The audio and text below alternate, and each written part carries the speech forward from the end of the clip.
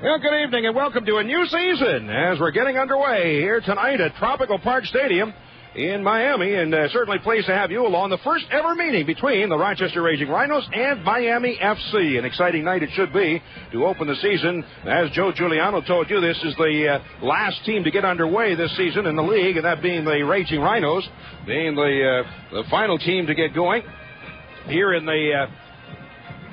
the season, the only team, and of course the Miami FC having played just one game so far, and that was in a scoreless tie against the Montreal Impact back on April the 23rd. Scoreless between Rochester and Montreal back on April the 23rd. The Miami FC did lead in shots in that match by a 13-10 margin, but neither team able to muster a goal. This is the second game of the season second game of the year for Miami FC, the first of the year for the Raging Rhinos, and again, the first ever meeting between these two teams. Well, Rochester having quite the makeover this year as far as the Rhinos are concerned. The roster is so many of the very familiar names of over the years are now gone by the wayside, and a whole host of new names in the lineup, although there are still some familiar faces, of which will be a lot of them will be playing here tonight. There's some that won't be, but it won't be totally unfamiliar ground for the Rhinos, as we have some familiar names in the lineup.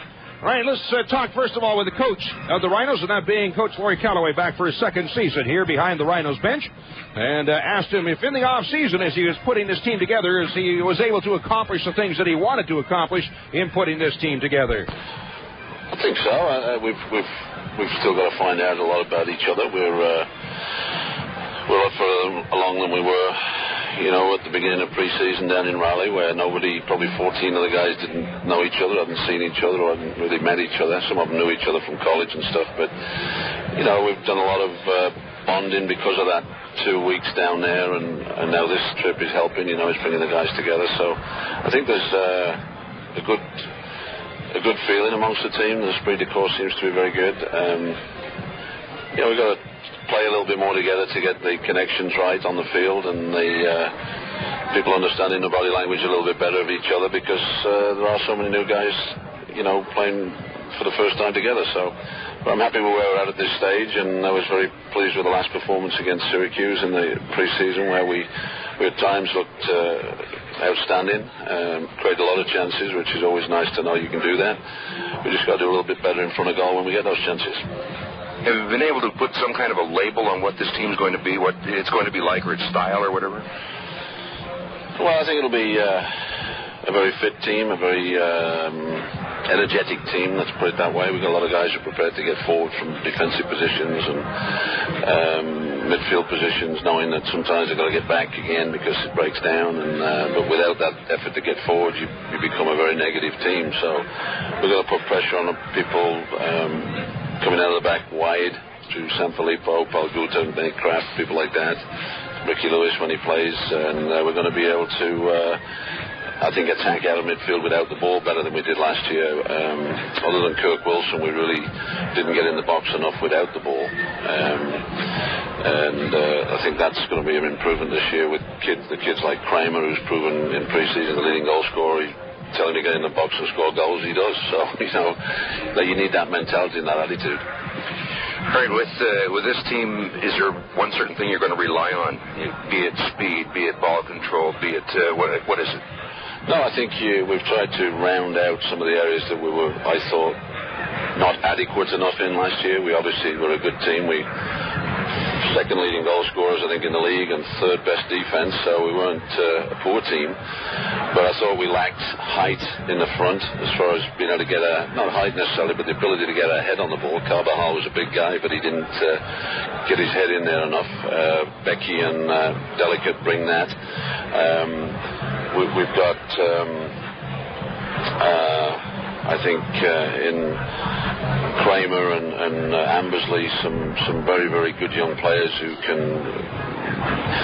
either start or come off the bench. Initially they'll be coming off the bench but can make impact, whereas perhaps we didn't have quite as much of that last year from the younger players.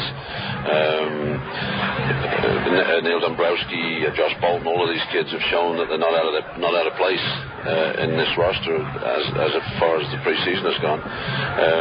In the back, losing Schweitzer and Rivas in midfield obviously, hurts us experience-wise, but I think the younger legs are going to amply make up for the fact that we'll miss those guys from their locker room presence more than anything, because they were starting to obviously slow down and may have found it very difficult this year on our big field. Right now, lots has been said about it being a young team, but you do have a fair amount of veteran experience, don't you? Yeah, you go through it. Ball, Tensu, Bonsu, Scott Vallow, Greg Howes, Manyonga, they're all 28, 29 in the prime of their careers, and probably we could expect to see the best seasons from those guys that they've ever had, because they say 28's when you hit the best year of your life in this game. And you've got the experience, you've still got the legs, and so I think we've got that nice core of not really veterans like Schweitzer and the Saber Rattler necessarily like he was, and a Rivas who was a quieter sort of influence on the Latin players last year and helped me sort of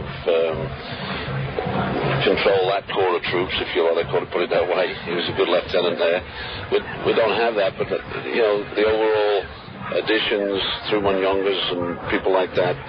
Kenny Burt's good leader, 21 years old, he knows the game, he understands it, he's not trying to talk about it on the field. And that comes with having played every game for 4 years in the Maryland side that made the National Final Four every year, So, I mean, he's got confidence, and I think all of these guys are going to show the fans that they're very capable of stepping in to what most people think are the massive voids that have been left by the Steenkamps and the Denhams and the Millers and the Schweitzers and the Sedgwicks and those type of guys. So transition is inevitable.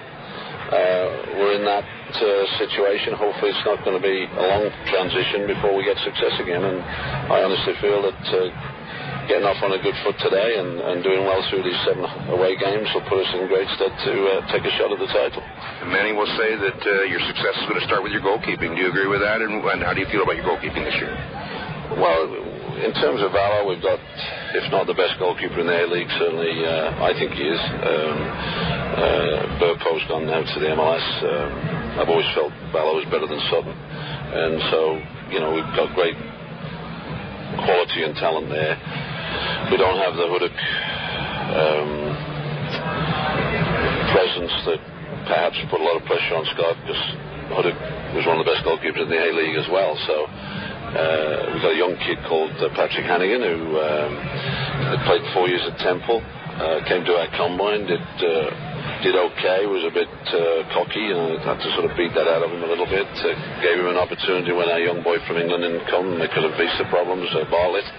So this is your chance, you got to turn into a pro real quick, because right now you're a rank amateur, and he's done that. And Billy Andrecki last week, been working with him, was very impressed with Hannigan and Vallow. They're both very competitive at this stage. I think Vallow realizes that he's got pressure. He's not just a foregone conclusion, and that's how I want it. And I think Hannigan actually has got a big future. All right, that's the coach of the Rhinos, Laurie Calloway. In our first conversation, we have a little talk with the coach before each game, before each match is all season long. Well, the Rhinos coming out tonight wearing a very bright yellow uniform and black trim and numerals. It really stands out. It'll be very visible, and it'll be next to the sort of a powder baby blue uniform to be worn by the home team, Miami FC. And, of course, all of the talk about whether or not Romario would actually be playing in this game tonight. He will be playing, and along with another one that was on the World Cup Championship team in Brazil in '94, and that being Zinho. So they are reunited here in this match tonight, and it's the first game for Romario. Last game for the Miami FC, the player Zinho did play, but there was no scoring in that game, as it ended in a scoreless tie between Miami FC and the Montreal Impact. And in that game, Zinho played the full 90. He did have 2 shots and 1 foul in the match, but he was not the most recognizable player on the pitch evidently that night. It sounds like Mario Loco Rodriguez was the one who had most of the firepower with 4 shots to lead the way in that match against Montreal. He also had 3 fouls, a very feisty player, which we'll likely see a lot of him tonight. Loco Rodriguez, they call him Loco, even though it's Mario Rodriguez. And not to be confused with the other Rodriguez in the lineup tonight, and that being defender J.P. Rodriguez. So a couple of them in the lineup, and as I understand, are not related. So we'll try and keep those 2 players distinguished for you. But that game, again, between Miami FC and Montreal, which was played back on April 23rd, there's actually been a long spell between games, ended scoreless, and it was a 13-10 lead in shots for Miami FC over the Montreal Impact. Miami outshooting Montreal by a 13-10 margin. It was Chris Doyle in goal for the match for Miami, and played the full 90, had 4 saves, and ended up with a tie, and of course recorded his first shutout of the season. Still we're awaiting the arrival of the players onto the pitch. They had their warm-ups and went to the locker rooms to regroup, and they'll be appearing here very shortly. As far as the Raging Rhinos are concerned, the players that did not travel on this particular trip for various reasons, Kevin Taylor, defender, as he's still back in Rochester. Greg Howes, I believe, has arrived from his indoor team and will be ready to go, maybe even to the game next week. Chad Seavers not on the trip. Johnny Steele, who's just returned from his indoor team, is in Rochester and started practicing this past week with the team, and probably will be ready this coming weekend. Josh Bolton still is out of Penfield, who's still doing some things as far as school is concerned, and he'll be available. Ray Martinez, some paperwork to be done with him, and he should be coming along shortly. He's been practicing with the Rhinos since the beginning, but was unable to make this trip. So Ray Martinez not along on the trip. And also one player that is along the trip but cannot play tonight is Aaron Lyons. He received enough yellow card points for a 1-game suspension in the last game of the regular season last year, so that carries over to this year. So Lyons is out suspended for 1 game tonight as he fulfills that obligation from last season. And one other player, unfortunately for the Rhinos, as I'm sure you've heard by now, is Jonathan Balanos. Is out for the season, ACL tear, and he'll have surgery. I believe they said next week. Surgery for Balanos, and he'll be out for the season. And that's certainly a player that the Rhinos and Coach Callaway was counting on this season, especially in that midfield, but he will be unavailable this season. So, well, that's certainly unfortunate. Players have come out onto the field, and the players for Miami FC are holding a sign in front of them that says, "We are Miami." And the Rhinos in their, again, yellow. I wanted to call it gold, but it's really a very bright yellow uniform with black numerals and trim. And very bright colors. They stand out.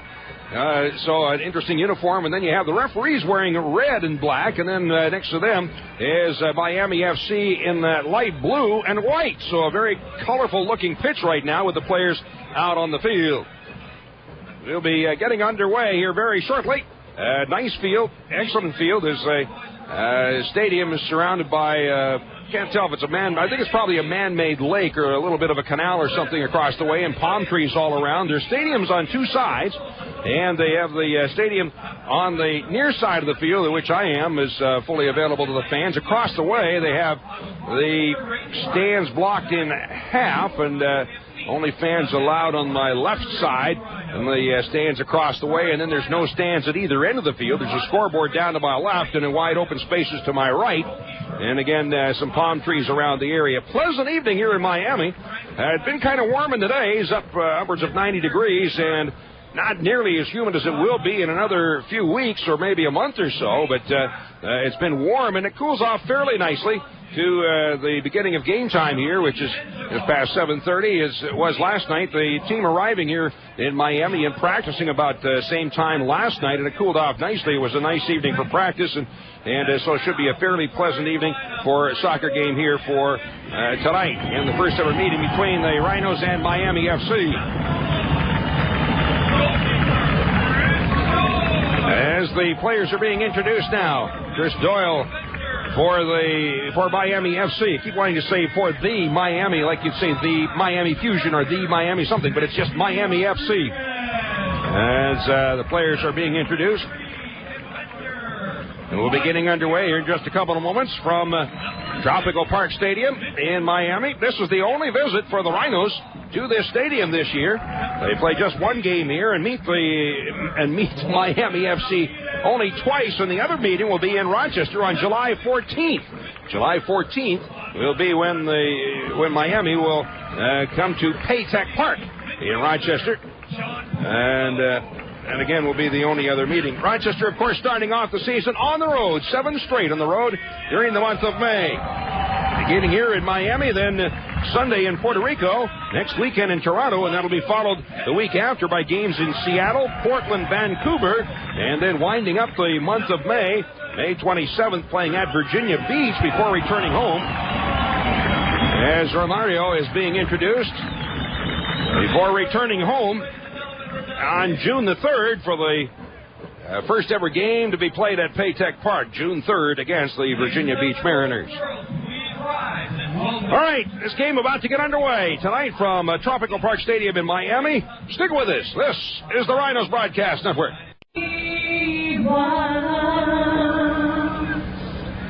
Words together.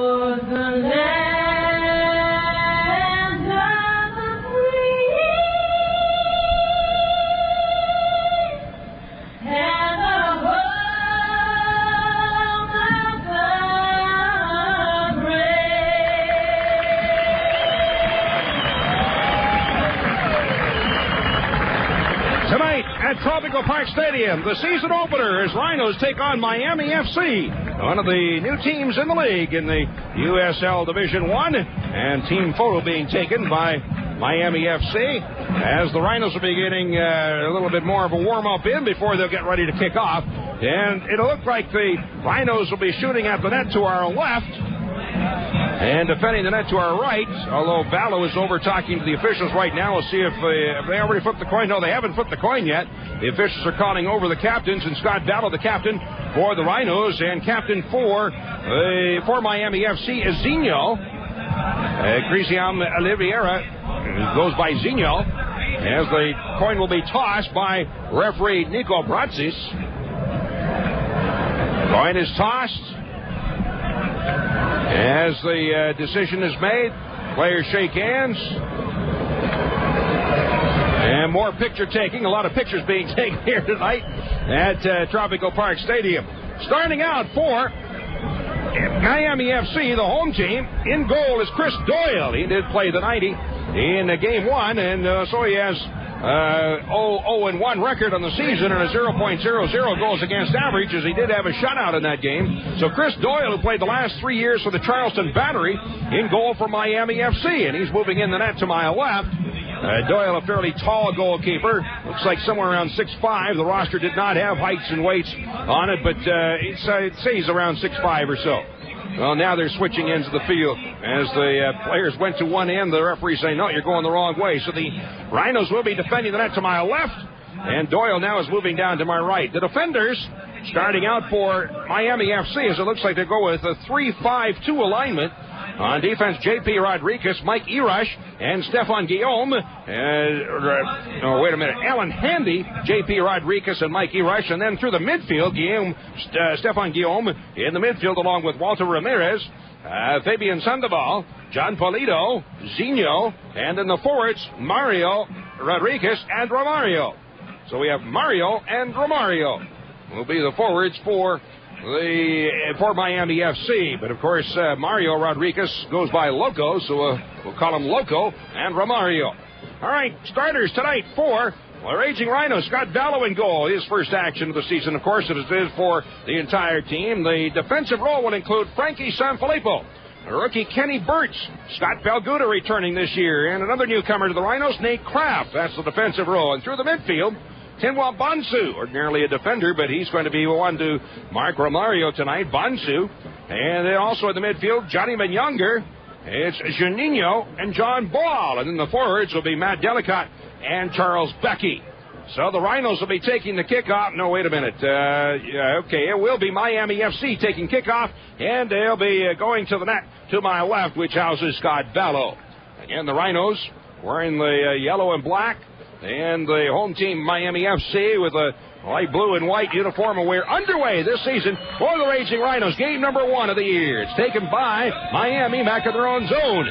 Ramirez down along his 35 into the middle for Sandoval. He'll look forward and feeds across the midfield line. That's through the circle and rolls all the way down to the Rhino 18. Vallow out to stop it there, as he'll just push it ahead. Now picks it up as Loco's on the doorstep. Vallow pushing the players away, throws it off the left wing side, where it's chased down by Kraft up the left wing. Rhinos on the attack through midfield. Ball couldn't reach it as it skips out of bounds on the far side of the field. So we'll have a throw in across the way for Miami FC from their own 35. Along the right wing side, a high floater on the throw in through midfield, headed away and up into the stands once again. So now the midfield throw in for Miami at the midfield line. Into Rhino territory off the boot of Zinho, and that's pushed back to midfield. Popped up in the air, and comes down and headed aside. That's picked up again by Miami in the center circle. Played through on the near wing and on the left wing side. Moving into the ball is Ramirez. As he's watched one-on-one by Sanfilippo, turns along the 30, and a pass in the middle. Players go down as the whistle is blown, and a foul is called on the Rhinos. And a free kick for Miami, 25 yards out, a little bit to the left of center, as Loco is taken down by the Rhinos. So we'll see who will take the kick. It's Loco, and also there is Romario. And there's another player standing over the ball. So caught it 25 yards out, again a little bit to the left of center, and that is Zinho. The other one standing by the ball, so it looks like it'll be either Zinho or Romario to take the free kick. And here comes right foot into the wall, blocked away at the 18, and a rebound ball, that's blocked away on top. Kicked toward the 18 by Sandoval, dropped down, and Bonsu will stop it away, and cleared by Sanfilippo. Back out to the 30, long crack of the ball, goes just wide left of the net. Diving for it, Vallow, he did not get to it, but it was wide to the left post, and out over the end line. The indication is the corner kick. Vallow says to the referee, wait a minute, I didn't touch the ball. Corner kick off the left wing side to be taken by Zinho, a roller just inside the near end of the 18 to Loco. Gets spun around, but still has the ball. Turns it back to the outside again, where it's taken, trying to not make it through. Was Zinho, but blocked by Ball and deflected off of the near side. Kraft after it as he's tied up by Loco, and the ball pushed out of bounds. So the first shot opportunity of the night going to Miami FC. And the first corner kick also to Miami. And a free kick for the Rhinos. Actually, a foul evidently was called as Vallow's going to move, taking the free kick from outside the near 18. Into the center circle, knocked down by Sandoval, but recovered by the Rhinos. Manyunger turns it up the right side through open space. And the ball pushed along the near touchline as it gets away from Miami. Evidently touched by Juninho and out, so it'll be a throw-in for Miami. Into the middle, spinning around, dropping it off, is Pulido, and off on the far wing, brought up the right wing side by Guillaume. He'll turn it off on the outside, chipped across, and return pass to Guillaume into Rhino territory. That's to my left here in the first half. Down to the 35, tipped aside, and the Rhinos take it back. Turn to the outside, chipped ahead by Pelguda out to the near midfield on the far side. Checking back on the ball, where it's dropped off in the far wing, and a pass toward the center circle for Juninho. Turns to his left to get away from Sandoval. Through the center circle and a feed across midfield, and it's behind Delicott. Couldn't reach it, kicked away and out of bounds to the midfield line of the far side. Throw in for the Rhinos, left wing side, midfield line. No score, we're into the 4th minute here in Miami at Tropical Park Stadium. Right ahead, long chip along the left wing side, down to the 20, but headed away by Miami, and then volleyed out into the center circle. Moving in, volleying it the other way is Sanfilippo. High floater coming down to the 18, headed inside the 18 by Gbeke, but comes out the near end. Chased back in the corner as they battle for the ball. Kicked along out to the 30 and recovered now by Zinho, but taken away by Bonsu. And a pass on the left side. Chipped ahead, but unable to get a feed through in front. His ball as it's recovered by Miami. Yo, going to feed up the right side to Loco, but too far ahead. Balguda getting to it, just drives it up into the stands. It'll be a throw-in to the far side of the field for Miami FC from the Rochester 35. It's the throw in the far wing ahead for Loco. Blocks it down off the chest. Back return pass. And turn toward the middle for Zinho in the center circle. He'll feed it out on the near wing and stepping up, taking the ball away is Younger. As it center circle, slots it through the midfield line. Checking back in the ball. Gbeke drops it off at midfield. Younger turns it to the outside of the right wing for De Silva. On the near wing at midfield, and Sanfilippo back toward the middle for Younger. He'll then drive it through with the left foot, but Gbeke had turned the other way, and the ball rolling down to the Miami 25, recovered by Miami FC. Off in the far wing, Guillaume approaching midfield. Feed across midfield. Loco and a pass into the midfield circle for Sandoval. With the left foot, chips it up the wing, and it's headed up in the air by Bergson on the far side. Headed back out to midfield, and then nodded forward by Zinho. In the middle, Loco turning to the outside along the near wing. He'll feed it to the outside for Ramirez. Watched by Sanfilippo. Turns it behind, takes the ball away, then rolls out over the end line, and a goal kick for the Rhinos. 6th minute here for Miami, and no score. The first game of the season for the Rhinos. And again, the first ever meeting between the Rhinos and Miami FC. Goal kick for Scott Vallow. If there's any wind at all, it's blowing a little bit from right to left, a little bit into the face of Vallow. Not much wind at all. Slightly overcast. Well, actually pretty scattered high clouds. Not really in effect here tonight. Long floater across midfield, coming down at the 30, headed up in the air by Delicott. Underneath it again as the ball is knocked aside for Younger. He'll chip it down inside the 18, but back, headed away off on the near side and out of bounds by Handy. So it'll be a throw-in for the Rhinos from about 10 yards out on the right flank. Near side of the field, and moving up for the throw-in is the rookie defender, Kenny Burch. And he has a cannon. He's got a great throw-in. Can go all the way to the far side, all the way to the back post. Easily with the throw-in. Burch lining it up. And here's the throw-in. High down inside to the 6. A head ball in, but knocked down in front of the score! That's booted in by Ball as the ball was knocked down at the 6 and was off of Gbeke, and then Ball with the right foot puts it away. The Rhinos draw first blood, scoring here in the 7th minute and take a 1-0 lead. Rochester goal early. Again, the 7th minute, as John Ball finishes the throw-in from Birch. I believe that it actually hit Gbeke first. Ball with his first. And did not hear an assist being awarded on the public address announcement. So Ball scores the first goal of the season for the Rhinos and take a 1-0 lead. That's the first goal scored against Miami this season. Cross midfield into Rhino territory. Played back out top. And rolled through the center circle on the near wing. With it on the left wing side, it's J.P. Rodriguez across midfield. Turns it to the outside. One tip ahead for Rodriguez. To Sandoval. Drives it along the Rochester 18 in front. Knocked down. There's Logo with a shot, but hits the leg and dribbles wide. Rolls to the end line. Then booted out over the near touch line by Sanfilippo. And a throw in deep in the corner. Wait a minute. No, they're indicating evidently a foul was called or was it an offside. Vallow looking at the linesman across the way, seeing where the ball should be spotted. And the linesman ignoring him. So Vallow moves it forward a little bit. I'm going to call that one perhaps offside then against Miami FC. So Rochester with a shot puts it away for a goal. And scores in the 7th minute. John Ball recording his first of the season. Long ball down to the Miami 18. That's headed high in the air and out to midfield. Nodded forward. A flick on by Younger to the 20, but knocked down as Gbeke couldn't get to it. Turned aside and up with the Younger. As he is tackled, the ball is brought away back center circle, and Birch chips it up the right wing to Juninho. Down to the 20. Turns toward the middle, looking to get away from Handy. He'll backhand it off of the near side, and Sanfilippo cross along the 6, but booted out over the end line by Erush, and it'll be a corner kick for the Rhinos. First corner of the night for Rochester. Right wing side. At the moment, nobody coming over to take the corner. Looks like it'll be Kraft. Yeah, Nate Kraft coming over. 29-year-old from Royal Oak, Michigan. Played for Michigan in the PDL last year. Left-footed kicker, an in-swinging kick. is coming off the right wing side. Rochester leading 1-0, and here's the delivery along the 6 in front, but it bends out the far side and through the far end of the 18.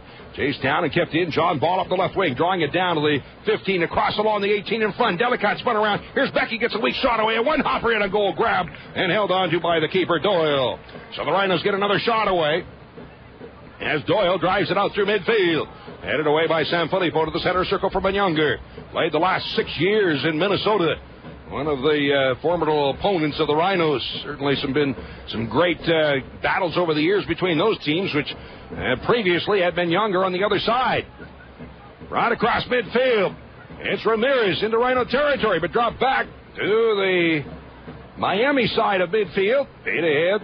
Polito spinning around on the near wing, watched by Matthew Delicate. Again, previously an opponent for the Rhinos, playing in Richmond.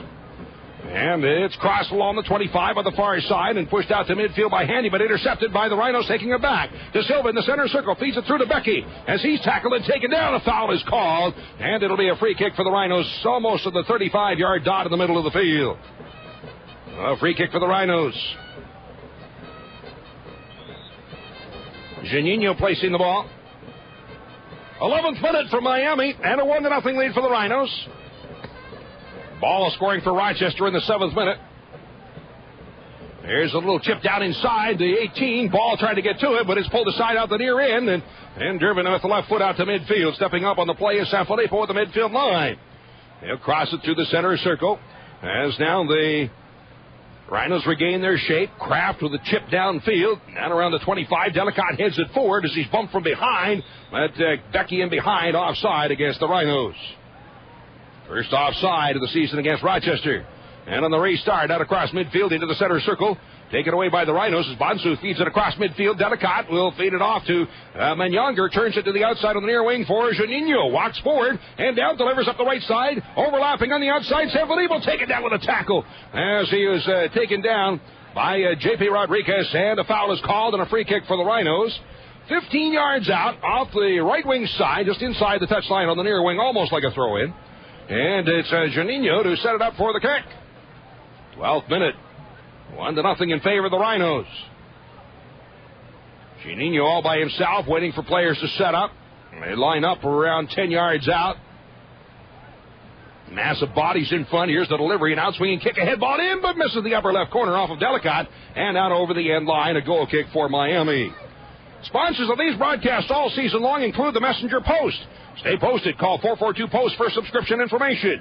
Power Trip. Taste the power. And also by Marina Dodge at 943 Ridge Road in Webster. Here's the goal kick from Doyle. He'll hammer it out through midfield. Loco up but couldn't reach it. Then it's headed back to midfield by Burtz in the center circle. Has ahead for Loco Rodriguez, and a feed through, but it bounced away. As unable to get to it is Romario. And out is Vallo, but it's knocked off his hand, and Vallo reaching for it as he crawls along the ground, able to pick it off the foot of Loco Rodriguez.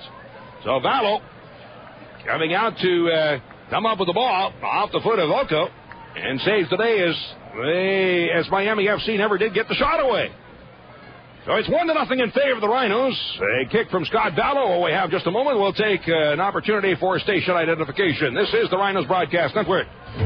You're on the new Fickle 93.3 FM, WFKL Fairport. Proudly an Entercom communication station. The new Fickle 93.3 FM.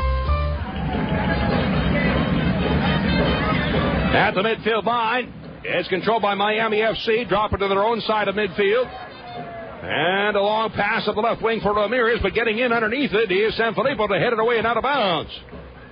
Throw in for Miami at the Rochester 35 on the near wing, and a throw into Sandoval. Drops it out top for Polito, back on the near wing once again for Sandoval. Tries to work the near touchline, but he's slowed up by Younger. It's taken away, but Ramirez recovers. Now works along the 25, right into the middle, and slide tackle to the ball. Sanfilippo knocks it away, and then it's hammered out through midfield by John Ball and recovered by Miami, their own side of midfield.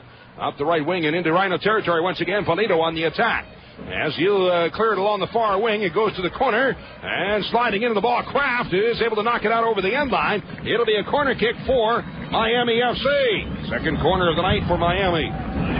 This off the right wing side, 14th minute. Fans here stomping on these metal stands, and it sounds like a thunderstorm coming along. Trying to get something going here for their team. It is a left-footed delivery. It looks like it is Romario. No, there he is in front of the net. Who is that? Left-footed kick, in-swinging kick coming down 10 yards out ahead ball as it rolls out the near side and over the end line. And that off of the Rhinos, so it'll be a corner kick off the left wing side this time for Miami FC. This time Ramirez takes the corner, goes low inside the 18, feeding it through, scooped up off the line by Vallo as Zinho couldn't get a boot on it. And Vallo will move the players away. 15th minute here in Miami, and a 1-0 lead for the Rhinos over Miami FC. Vallo, high floater on the volley, kick through midfield all the way down. One bouncer to the 25, and recovered by Erush of Miami FC. Turns back along his 35. And a feed forward into the center circle. Sandoval approaching Rhino territory. Pass to the outside of the near wing. Brought forward by Rodriguez, and along the left wing side, ahead for Zinho. And he's in behind and offside against Miami. Second offside of the night against Miami FC.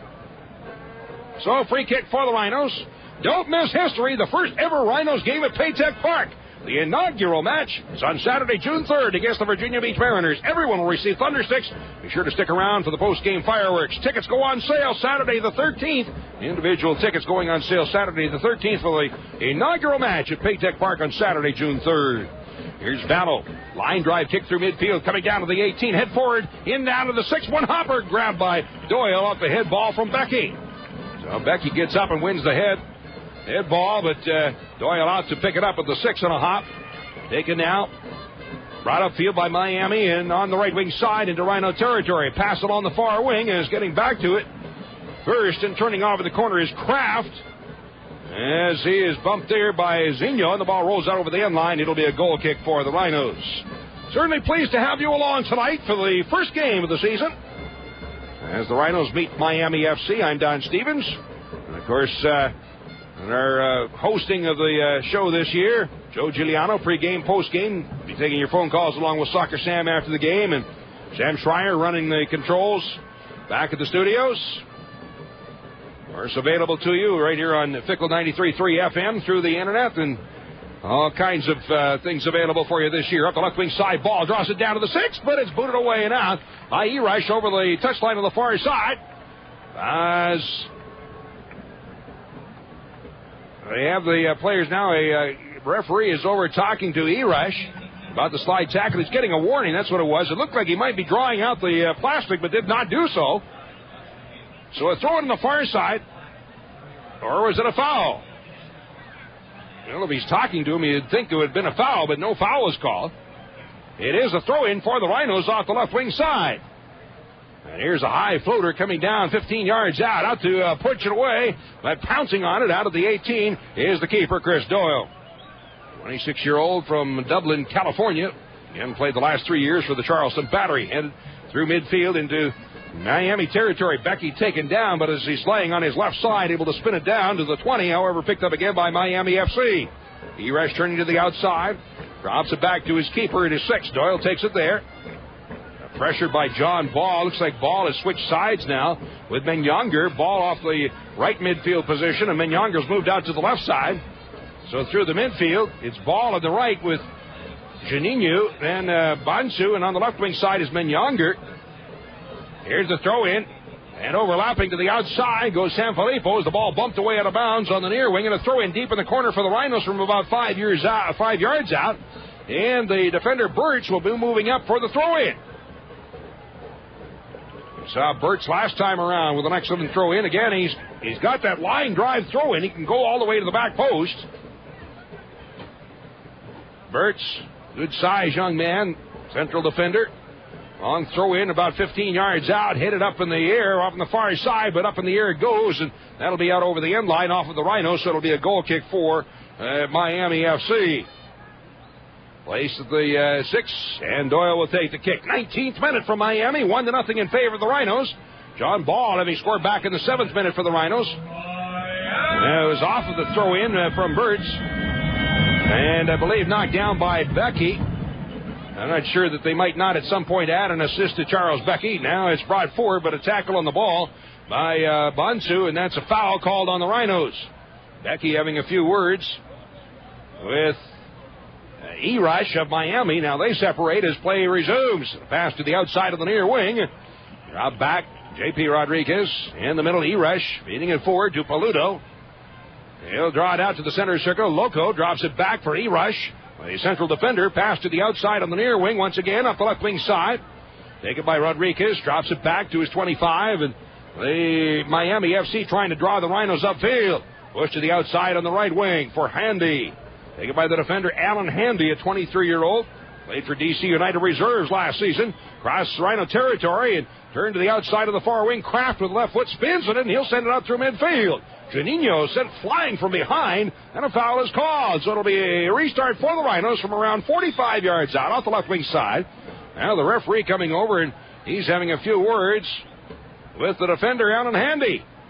Referee, Nico Bratsis, and his assistants, Brian Poschel, and Akias Duro, and the fourth official is Joe Carosio. Restart. 35 yards out. De Silva tips it down inside the far end of the 18. The ball with the left foot drives it high in the air and across the box. And it bends out over the end line. So a goal kick for Miami FC. 20th minute now here in Miami. Inaugural game of the season. The first game of 2006 for the Rhinos. The second of the year for Miami FC. Drop back after it, moving in, tipped in the air by Juninho, wins the race with Handy for the ball. Juninho drawing it down deep in the corner on the left wing side, the far side of the field, turns with the right foot, he'll bend it along the 18, but that's then headed away and out of the box. Moving in, Bonsu dribbles it ahead, and Juninho is run into as the ball bounced away down inside the 18, and Juninho is not getting up. He puts his hand in the air like he says, hold on, I just had the wind knocked out of me. As he did in a big collision 25 yards out, almost in the middle of the field. So we'll see our first appearance of the season for the Rhinos trainer, Dave DiPasquale, coming out onto the field to attend to Juninho. 1-0 in favor of the Rhinos.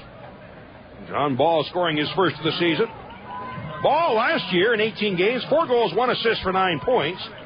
And one time was named to the team of the week in the league. By the way, Miami had a player named to the team of the week in the first week, and that being Zinho, a 38-year-old who was a member of the World Cup champion team from Brazil in '94, 50 caps for Brazilian national team, 5 Brazilian championships, 3 Brazilian cups, and a whole lot of other titles. Also played in Japan from '95 to '97. That's Zinho. That's not even Romario. He's got even more notables to his name. Long list. Well, Juninho is up, and he's coming across the field under his own power. Gets a drink of water. He'll be waiting to be invited back onto the pitch here very shortly. All right, restart. Ball played back to Doyle, and Juninho's back on. 22nd minute now. As Doyle moves the players away, 1-0 lead for Rochester. Doyle, high volley kick through midfield, coming down to the Rhino 25, headed away by Kraft. Make that Pelguda out into the center circle, then tipped across midfield. After Delicott turns back for the ball, rolls it to the outside of the near wing, and stepping up is Sanfilippo. His pass forward picked off, taken away by Miami FC, but lost out of bounds on the near wing. Throw in for the Rhinos at the midfield line on the near side. Sanfilippo across midfield on the throw into Gbeke. He runs in and knocks over Miami player Ramirez as the ball played downfield and picked up again by Miami FC. Chipped off in the far wing. J.P. Rodriguez to the outside. Guillaume on the right wing as he's challenged there. And the ball rolling out through midfield and out of bounds at the midfield line on the far side to throw in for the Rhinos. 1-0 Rochester leading. 23rd minute from Miami. Beautiful Tropical Park Stadium. And brought away by the Rhinos deep to the corner on the left wing side. After to the end line, Gbeke stops it, trying to keep it in, turns it off, but can't get to the ball, and then it's driven out to near midfield. Bonsu stepping up as he bumps Zinho, and the ball taken back by the Rhinos. It's Juninho. Chips it off on the left wing side, but headed away, and underneath it is Polito. Underneath it, in turn taken away as a foul is called, and a restart for Miami FC. From their own 35, waiting to take the kick. Pass off on the near side, brought forward by Rodriguez and out to the midfield line. Chipped up the left wing. Turning back for the ball is Ramirez after it in a foot race with Sanfilippo. Gets to it and he'll then drive it away and out of bounds. So a throw in on the near side from around the Rochester 5-yard line on the near side of the field. Ramirez with the throw in short to Loco. Drawing it back out around the 18 and on the near side for Sandoval as he's watched one-on-one by John Ball. Plays it back near midfield. J.P. Rodriguez to his own side of midfield and E-Rush. Then we'll chip it back into Rhino territory. But it's headed away by Pelguda. However, the whistle to stop play offside against Miami. That is the third offside against Miami FC on the night. So free kick for the Rhinos, 35 yards out. As Vallow in his first appearance, obviously, of the season. With the right foot, drives it all the way down inside the 18. A couple of bounces to the end line. The Rhinos won't get to it. It's over the end line. And a goal kick the other way. Scott Vallow last season, 25 games, a 13-7-5 record, a 0.92 goals against average, which was fourth best in USL Division I play. He also was second in the league with 13 wins and third in the league with 9 shutouts last season. Delivery through midfield into Rhino territory. Loco bumping with Bansu, and neither could reach the ball. It is Sanfilippo, long up the right wing side, down into Miami territory, rolling down to the 18, blocked away along the 18, but then booted away out of bounds to the near side by E-Rush, so it'll be a throw-in for the Rhinos from 35 yards out on the near side of the field, make it about 30 yards out. And moving up for the throw-in, it will be Frankie Sanfilippo. Goes short in the throw-in to Ben Younger, checking back on the ball, tried to deliver a return pass, knocked away, now chipped up the right side by Birch, but Sanfilippo turned away, and the ball just rolls out over the end line. A goal kick for Miami FC. Other sponsors of our broadcast tonight include Personal Health Approach, Rochester's upscale health club at 3450 Winton Place. Call 232-8888. By Moliere Chevrolet Buick, West Main Street in Honeyway Falls, or online at Moliere.com. And also by Health Source Chiropractic. Dr. Donald Dudley, the official chiropractor for the Rochester Sports Group. Your partners in complete health. Off the left wing side into Rhino territory. Sandoval along the left wing. Down to the Rochester 25. Rolls it in the middle, but knocked away. And on top again. And a foul is called. Just taken down was Pelguda. So it'll be a foul on Miami FC on the slide tackle. And a restart for the Rhinos in the middle of the field from about their own 25. Battle coming out. We'll take the kick, 27th minute here at Tropical Park Stadium. Rhinos leading 1-0. With the right foot, Vallow line drive kick through midfield, coming down to Miami at 30, headed inside and moving into the ball, turning to the outside. Here's a shot by Delicate, blocked away by Doyle. As diving into the ball, Chris Doyle able to get a piece of it. Delicate came up with the ball and a beautiful delivery, a flick inside the 18 down to around the 10, and Delicate turning to his right, but Doyle dove in to block the shot away. Out over the end line, a corner kick for the Rhinos. Out the right wing side to take the corner is Kraft once again, left-footed kicker, an in-swinging kick. Nate Kraft, where's the service? Goes out top to the 18 for Juninho. On the near end of the 18, now service in front, but has blocked away off of E-Rush to the end line. Stopped there by Doyle. No, it was out over the end line. Creates another corner for the Rhinos. We'll see if Kraft will go short this time or if he'll serve it up into the box. Again, Kraft, left-footed kicker, in-swinging kick. This corner off the right wing side. Goes high with the service for the back post. Headed back in the middle, up over top of the crossbar. On the head ball taken by...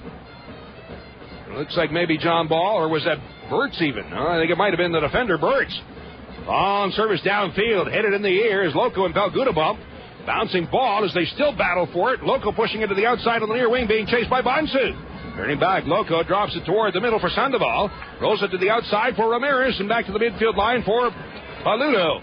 Giving it off, Rodriguez right back to Paludo. Slide tackle, but knocked away by the Rhinos. It's recovered by Ball at midfield through the circle pass on the right wing, but that's in turn taken away by Miami FC. Taken down is Zinho, and a foul is called on Younger. All right, free kick right at the midfield line for Miami FC. 29th minute here in Miami, and a 1-0 lead for the Rhinos. Ball will be placed in the center circle. Will be taken on the kick by John Paludo. Played last year in the MLS for Dallas. Turns it to the outside of the near wing for Ramirez. And a give-and-go chip up the left wing deep to the corner. Underneath it, Ramirez won't get to it. It rolls away and out of bounds. Walter Ramirez played in Miami for Real Honduras. Over the end line, a goal kick for the Rhinos. To be taken by Scott Vallow with the right foot.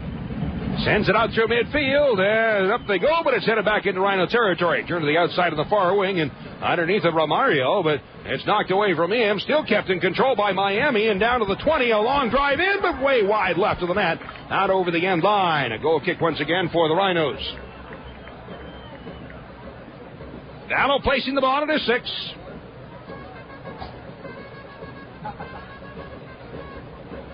So Romario hasn't had many touches on the ball. I think that's just about his second was all, and he couldn't do anything with it. Got all tied up. And of course, such a dangerous player. He doesn't have a whole lot of mobility, but when he has the ball, I'm sure he'll be very dangerous. Pass along near midfield is that one picked up by Loco at the midfield circle. Rolls it to the outside in the far wing and across into Rhino territory. Turned toward the middle. Trying to get loose as the defender Handy taken down to the 18. Ball driven away. And a foul is called at the 20. Free kick for Miami directly in the middle of the field at the 20. And a great opportunity right here for Miami FC. The defender Handy bringing the ball all the way downfield, going almost coast to coast. It's taken down to the Rochester 20. Ball will be placed 20 yards out directly in the middle of the field. And the ball placed by Romario. Will he take the kick? Rhino's wall being moved back to around about the 8. All right, the ball is placed. Zinho is there. Romario is there. On the free kick for Miami FC. There's the whistle.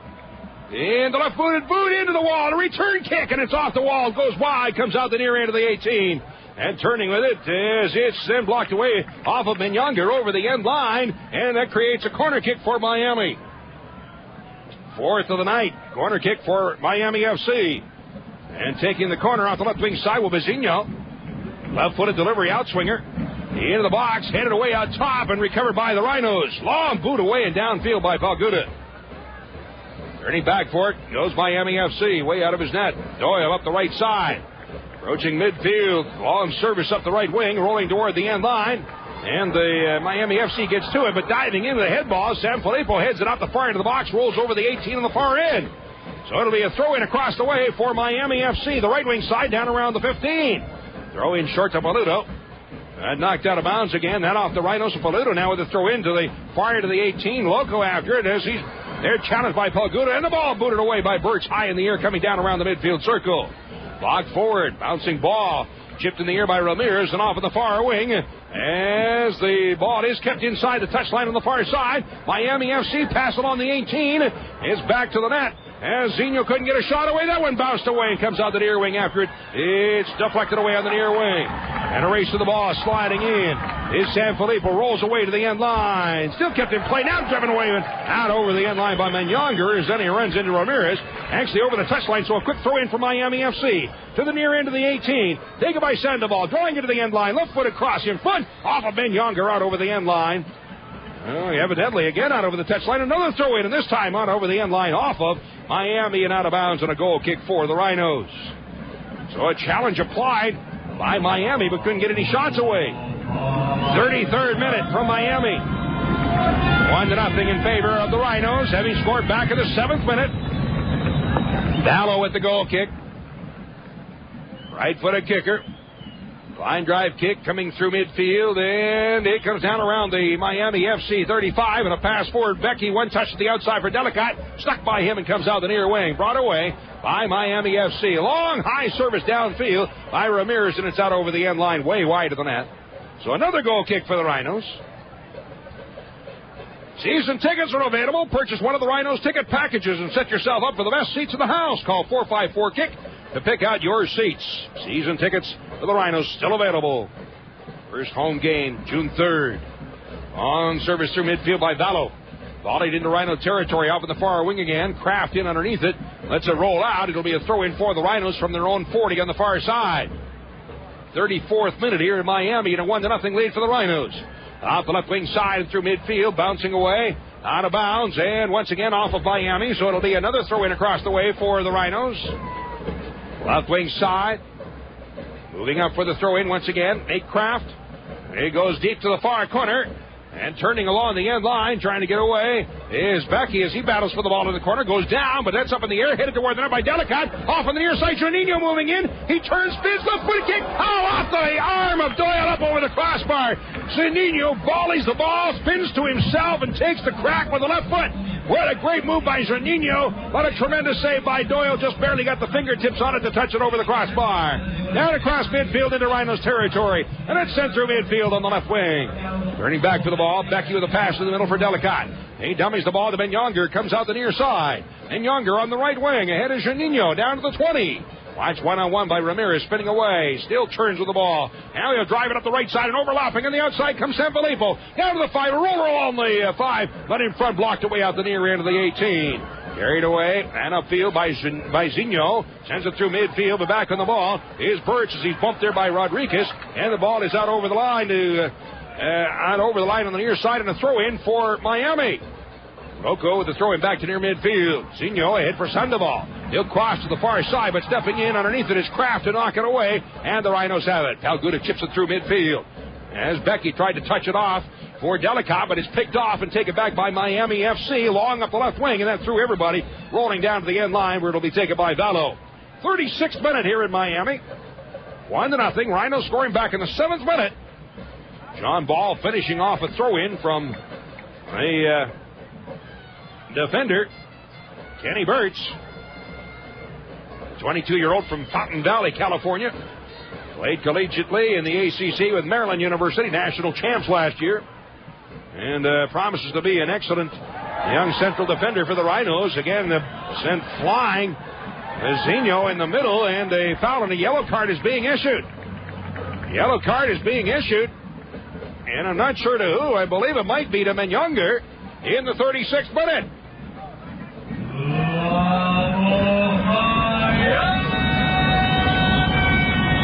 All right, free kick for Miami. As the caution has been issued, I believe it's to Johnny Menyunger. There were several Rhinos around, and Menyunger doing the most arguing, so I'm going to go with him on getting the caution. All right, so the ball placed middle of the field, 28 to 30 yards out. A wall set right along the 18. Here's a left-footed boot in, grabbed by Vallo off the line as he moved to his right and took the ball on the kick taken. I believe that was by Romario with the left foot. Thrown out the near side. Vallo all the way out to near midfield for Juninho. Turns, and then he's pushed away from the ball by Ramirez. But play goes on. Juninho looking at the referee saying, where's the call? Out forward by Loco. Turns to the outside as he's watched closely by Bonsu. Bonsu been marking Loco Rodriguez all night long. And that pass too far ahead rolls out of bounds on the far side, and a throw in for the Rhinos from around their own 20.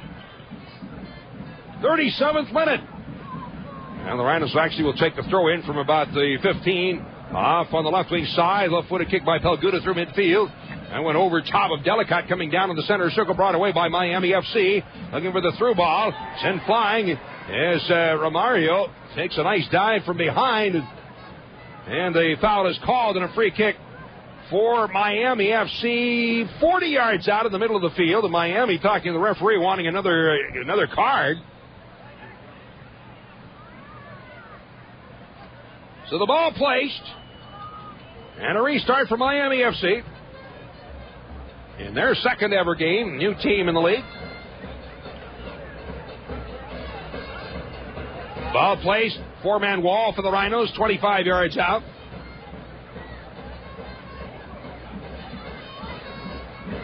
Still waiting for players to jockey around, waiting for the whistle to start it. The referee looking on, now here's the indication. Turns Zinho to the outside. Loco with the right foot drives it ahead, but that's blocked away by Delicate all the way out across midfield. And Delicate, well, he felt that one on the right leg. Limps around a little bit trying to walk it off. Throw in across the way at midfield line for Miami. And Miami FC with the ball in their own end of the field. Long delivery downfield. Deep to the far corner. Kraft lets it roll out over the end line. It'll be a goal kick for the Rhinos. Goal kick for Rochester. Other sponsors of these broadcasts all season long this year include Connolly Printing, the official printer for the Rhinos. Call 426-4150 for Connolly Printing. And also by Hero East, the athletic club, and you can find them on the web at heroeast.com. Those are just some of the sponsors that will be bringing you the broadcast all season long. Hope you'll remember those names. Out through midfield, off on the far side, on the touchline.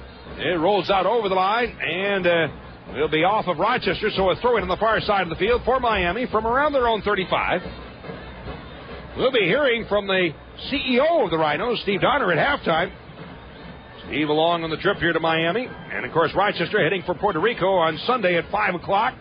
Our broadcast beginning at around 4:30 on Sunday. Across the way, we have one of the Miami players going down to the field and rolling along on the pitch. Looks like that's Loco, as they were waiting for the throw-in, got tangled up with one of the Rochester players. And he went down. Now all of the players will crowd around. I think the Rhinos are pretty well figuring that Loco doing a little acting here. Now the referee over to talk to the linesman, and also being talked to by Mike Erush, defender for Miami FC. No indications of fouls being called. Linesman on the near side of the field coming across to talk to the referee. The linesman on the far side of the field is still outside the line, as Loco Rodriguez is still down on the field. Everybody begins to move away now. Scott Vallow coming out. He, of course, is the captain of the Rhinos this year. It would be perhaps in part of the conversations as to what's going on out on the field. Rodriguez evidently is okay. Couldn't see really anything that happened other than just all of a sudden he started rolling all over the ground. Well, he doesn't get the name Loco for a particular reason, does he? In the play across the way, a throw-in, so no foul is called. Throw-in for Miami FC from the Rochester 35 on the far side. We're in the 41st minute. Here's the throw-in. Deep to the far corner. Recovered by Pelguda, turning back with the left foot and drives it up into the stands. Throw in across the way on the far side once again for Miami from 20 yards out. Now moving down to about the 15 for the throw in on the far side. And here it is, delivery down inside the 18, but headed away out of the box. As the ball knocked down on the far wing once again is recovered by Miami and kicked in, but just up over top of the crossbar. And out. So it'll be a goal kick for the Rhinos.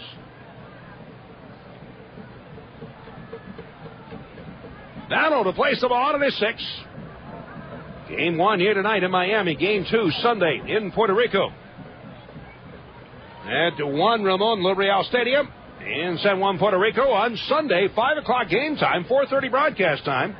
Along our Rhinos broadcast network. Hope you'll join us Sunday. Delicate bump from behind and knocked down, and a foul is called. And the Rhinos will have the restart from 45 yards out in Miami territory. Chanino placing the ball. Switching long to the left wing side. Underneath it, Kraft off his chest. Moves it forward. Gets a knee up around the midsection by Loco. And, well, as Kraft is slow to get up, down on his elbows and his knees, got the wind knocked out of him. Well, that was rather Polito came in with the knee raised, and it looked like it caught Kraft right in the midsection with the right knee.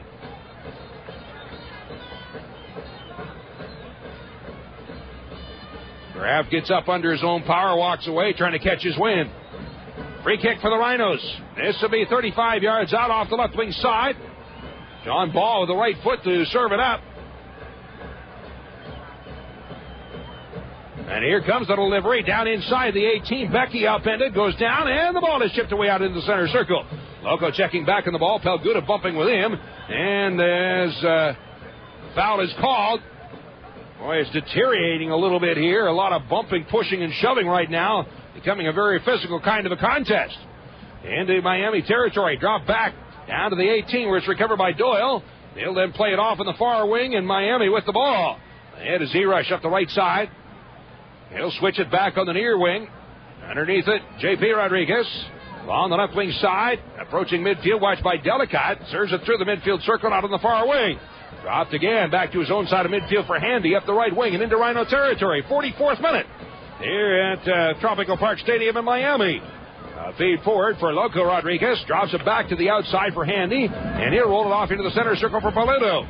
His pass forward and chipped away high in the air by Pelguda through midfield. In underneath it, J.P. Rodriguez drops it back to his keeper. Doyle has to hustle to stop it at his own 18, then returns the pass up the near wing for Rodriguez. Long on the left wing side. Holds it along the 25 into the middle for Polito. Turns back. He'll feed it off on the far side to Handy. Drops it back for Erush. And one touch to the outside of the near wing. Once again for Rodriguez. Off the left wing near midfield for Ramirez. Watched by San Filippo on a pass across midfield in the circle. As taken by Loco, drops it back his own side of midfield for Sandoval. Moving into the ball. Ball almost able to knock it away, but it's still controlled by Miami. At midfield in the far wing. And Handy pushes it up the right side, but gets a return pass to his own side of midfield. 45th minute now as we'll probably have, I'd say we'd have at least a couple of minutes of stoppage time. The ball out of bounds on the far side off of Miami, so it'll be a throw-in for the Rhinos on the far side of the field near midfield. Rochester leading 1-0. 45 yards out. The throw-in for the Rhinos off on the far side. That's pushed forward. And drawn back again by Miami FC. Cross through the center circle on the near wing. Through the center circle. Tip to the outside. Taken by Ramirez. Watched now by San Filippo. Long kick inside the 18. Grabbed the one big hop by Vallo. Comes down with the ball as Loco Rodriguez was on him. Vallo has the ball. Moves the players away. And we'll take the volley kick. A high floater through midfield. Coming down around Miami's 35. Gbeke in underneath it. In collision with Valuto. As the ball recovered by Miami FC and turned up the near wing. 1 minute of stoppage time is all they're giving. Pass into the middle. Drop back as Romario plays it to the outside of the far wing. Handy moving into the ball on the feed for Zinho. Turns it to the outside again. On the wing and across in front along the 6. Hit it in the air. Vallo diving out. Comes down with the ball. Header for the upper right corner. Vallo diving to his left. Able to grab it. It comes down with the ball. A tremendous save right there by Scott Vallo. Beautiful save by Vallo. Clock is stopped at 45. 1 minute of stoppage time. It remains scoreless thanks to Scott Vallo. And the ball out of midfield taken by the Rhinos. Kraft dropping it back. Pelguda with a left foot. Sends it through midfield. But headed in the air out to the midfield line. Guillaume across midfield into Rhino territory. His passenger and picked off by Kraft, and the Rhinos have it. And Younger dropping it back. Burtz from his 25. Turns with the right foot. Sends it out through midfield. Recovered again, but then deflected away off of Bonsu up in the air down inside the 18. The whistle blows as the ball, well, the whistle was for the stoppage of play, and that's the end of the first half. So we've completed one half here at Tropical Park Stadium in Tropical Park Stadium in Miami, and it is a 1-0 lead for the Rhinos over Miami FC after one half of play. Continuing in a moment from Miami, this is the Rhinos Radio Network. So we've completed one half in this season, the new 2006 season for the Rhinos. And so far, so good for the Rhinos as they come out on top after one half of play. And it's time now for the Marina Dodge first half statistics. Let's run through what happened in the first half of play. As far as scoring is concerned, only one goal to talk about. That fairly early on, the 7th minute, as the Rhinos come out and score the first of the season. John Ball finishing. As Ball comes up with his first of the year, I did not award an assist at this point. I think it went off of Charles Gbeke to Ball, and he finished. But the whole play was started with a throw-in on the right wing side by the rookie defender, Kenny Burtz. Nice throw-in it was, and I believe it went off of Gbeke and then to Ball, who finished. And the Rhinos put it away for the 1-0 lead. Again, that's the only goal scored in the first half of play. Unofficial stats, as I have it, I had each team with 3 shots in that first half. Each team 3 shots. And again, these are unofficial statistics. 4 corner kicks for Miami FC and 3 for the Rhinos. In Miami with 4 corners, and the Rhinos had 3. And then offsides, 3 against Miami and 1 offsides against the Rhinos. And Scott Vallo had a couple of saves. One spectacular save near the end of the first half. A diving save to his left, and saves today in the first half for the Rhinos to keep it a 1-0 lead for the Rhinos. So that's the way the first half went. Again, only one goal to talk about, and that's actually one goal in the game. So, and of course, it's their only goal to talk about. Coming in the 7th minute as John Ball puts it away for the first goal of the season for the Rhinos. All right, we're going to be talking with the CEO of the Rhinos next up and find out if indeed Paytech's going to be ready to go on June the 3rd or not. We'll find out from Steve Donner in just a moment. Again, one half completed. And that is the Marina Dodge first half statistics. Thanks for being along tonight. This is the Rhinos Broadcast Network. Tonight at Tropical Park Stadium in Miami, the first ever game between the Rochester Raging Rhinos and Miami FC as a new team joins the league. And joining us here tonight at the half is the CEO of the Rhinos, Steve Donner, along on this particular trip and the first game being played here at Tropical Park Stadium. Your thoughts on the stadium and the game here so far?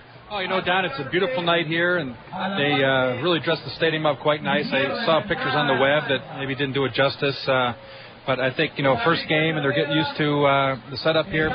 Beautiful night, great setup.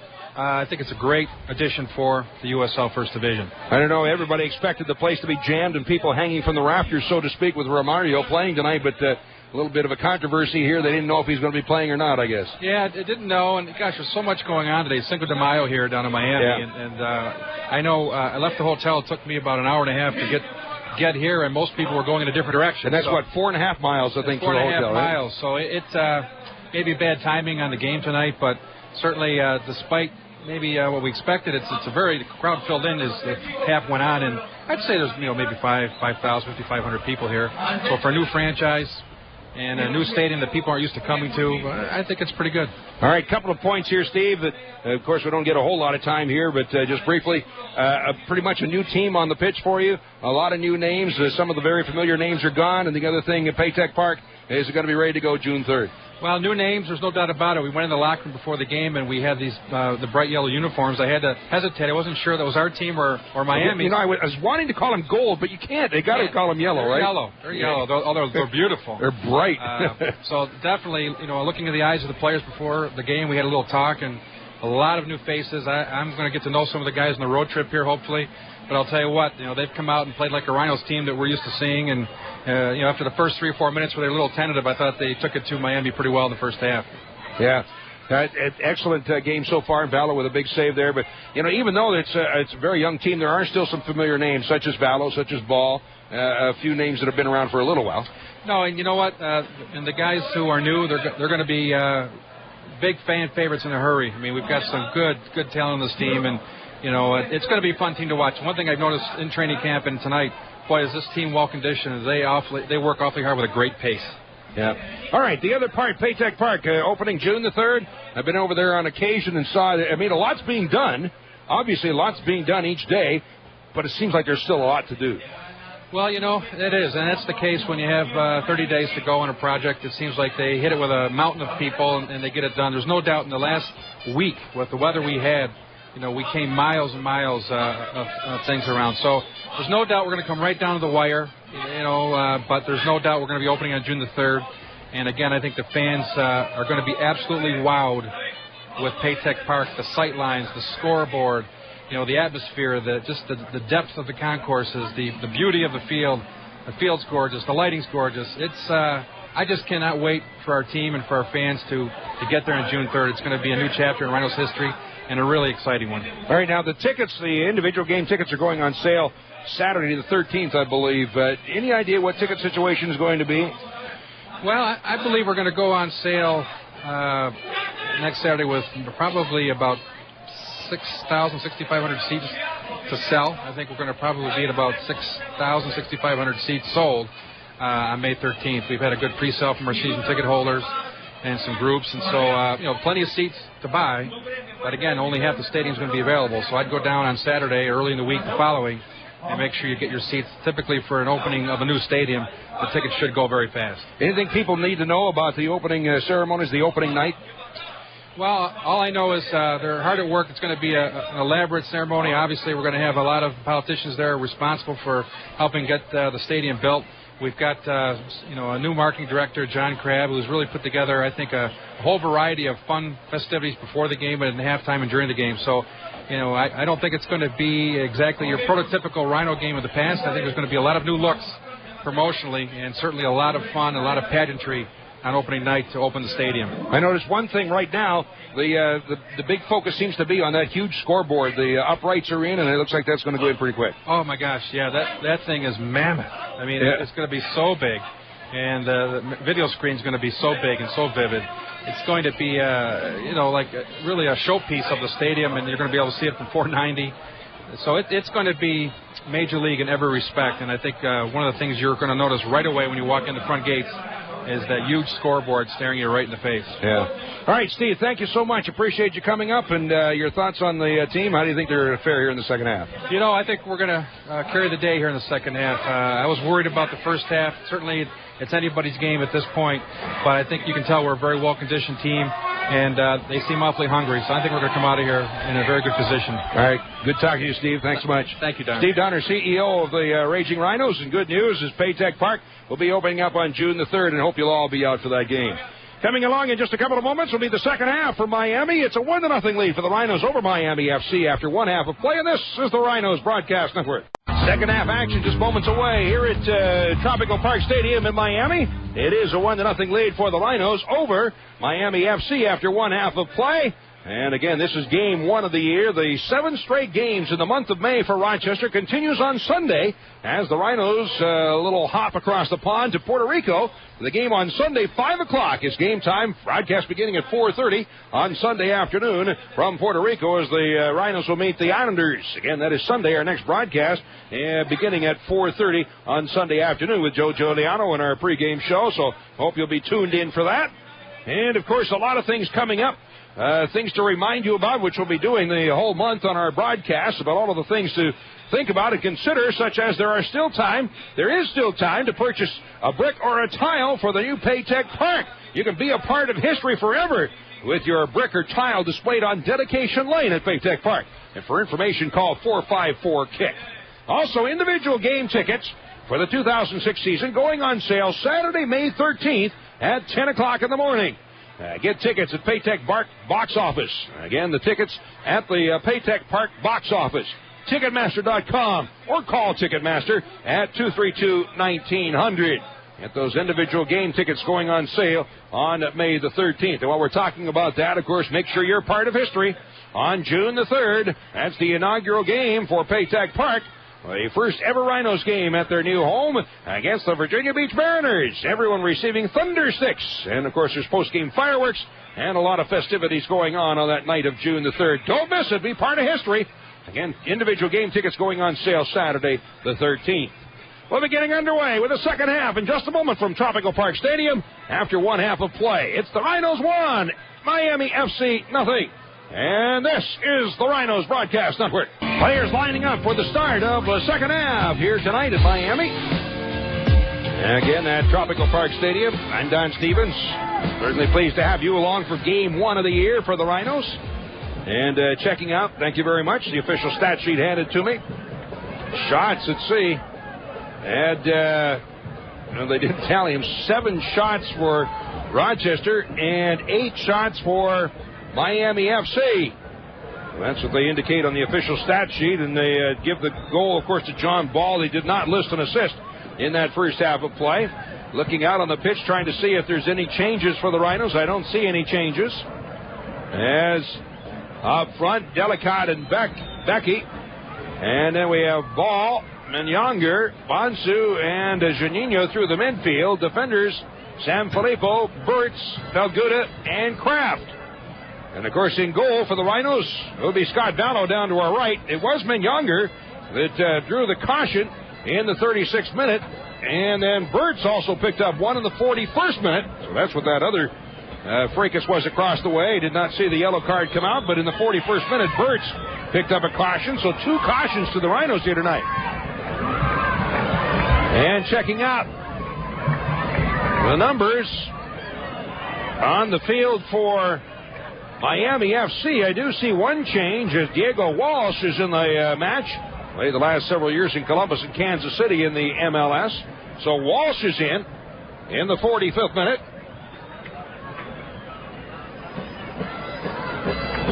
And I can't see any other changes at this point. There's Loco up front along with Romario, and the ball is dropped. And here we go now in the second half. Again, the Rhinos here in the second half attacking the net to my left. Scott Vallow in goal to my right. The ball along the far wing is out of bounds and taken there on the throw-in by Miami FC. A throw-in around the 35. That's volleyed in the air through the midfield circle. Comes off of the near wing. As Loco tying up with Pelguda. They go down. The play goes on. Off on the near wing, taken by Guillaume. Chips it up the right side into Rhino territory. A pass ahead. Booted away by Pelguda out near midfield, but that off the boot of Gbeke and out of bounds on the near side. It'll be a throw-in for Miami FC at Rochester's 35 on the near side. So it's Walsh in, as they indicate, but they did not pick up who the player was that came out. That's blocked along the 18. Knocked down in front. There's a shot in, but high over top of the Rhinos net, over the end line, and It'll be a goal kick for the Rhinos. So shot taken by Miami FC. So evidently they are very, very generous in giving shots here in Miami. Again, they had 7 shots for Rochester and 8 for Miami. I had 3 apiece. And here's Vallow with the right foot. Drives it out through midfield. Coming down, and it's a flick on by Delicott down to the 20. Gbeke up, but his bump to the ball off him is bounced away out to the center circle. Stepping up, Bonsu chips it forward, but over top of Ben Younger. Now settled along the 35 by De Silva. That's Juninho De Silva spinning around, almost got away. Comes out on the near wing and controlled by Miami FC. Up the right side for Handy at midfield at the near touchline, or Guillaume, a pass ahead and across midfield into Rhino territory. Everybody arguing about what's going on. There's the linesman on the near side says the ball went out of bounds. So it'll be Rochester's throw-in at midfield on the near side. Now Miami just continued on as Rhinos are pointing back to near midfield saying, wait a minute. Whistle blew on the near wing where it's taken by Juninho and a return pass to Kraft. Moves forward across midfield. Then Younger drops it back to his own side of midfield. In the middle taken by Burtz. Switching to the outside on the right wing for Sanfilippo. Cross midfield into Miami territory. That's again to my left here in the second half. Down to the 18 along the near wing. Ball settles it in with the right foot. Puts it in but wide of the net. And out over the end line. Ball with a half volley kick off on the far side. But missed wide.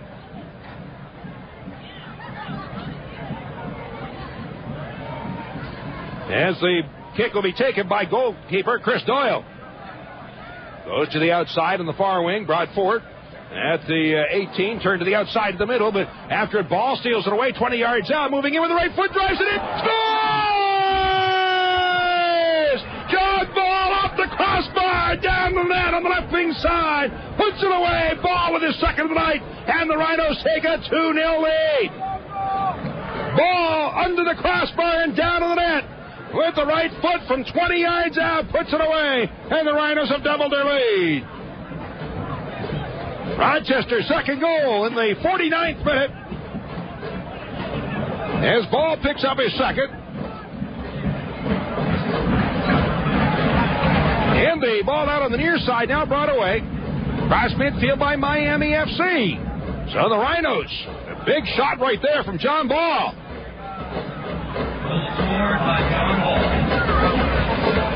Well, they don't give an assist on that one either. As delivered through midfield and back out to midfield where it's recovered by Miami and into Rhino territory. That's to my right here in the second half.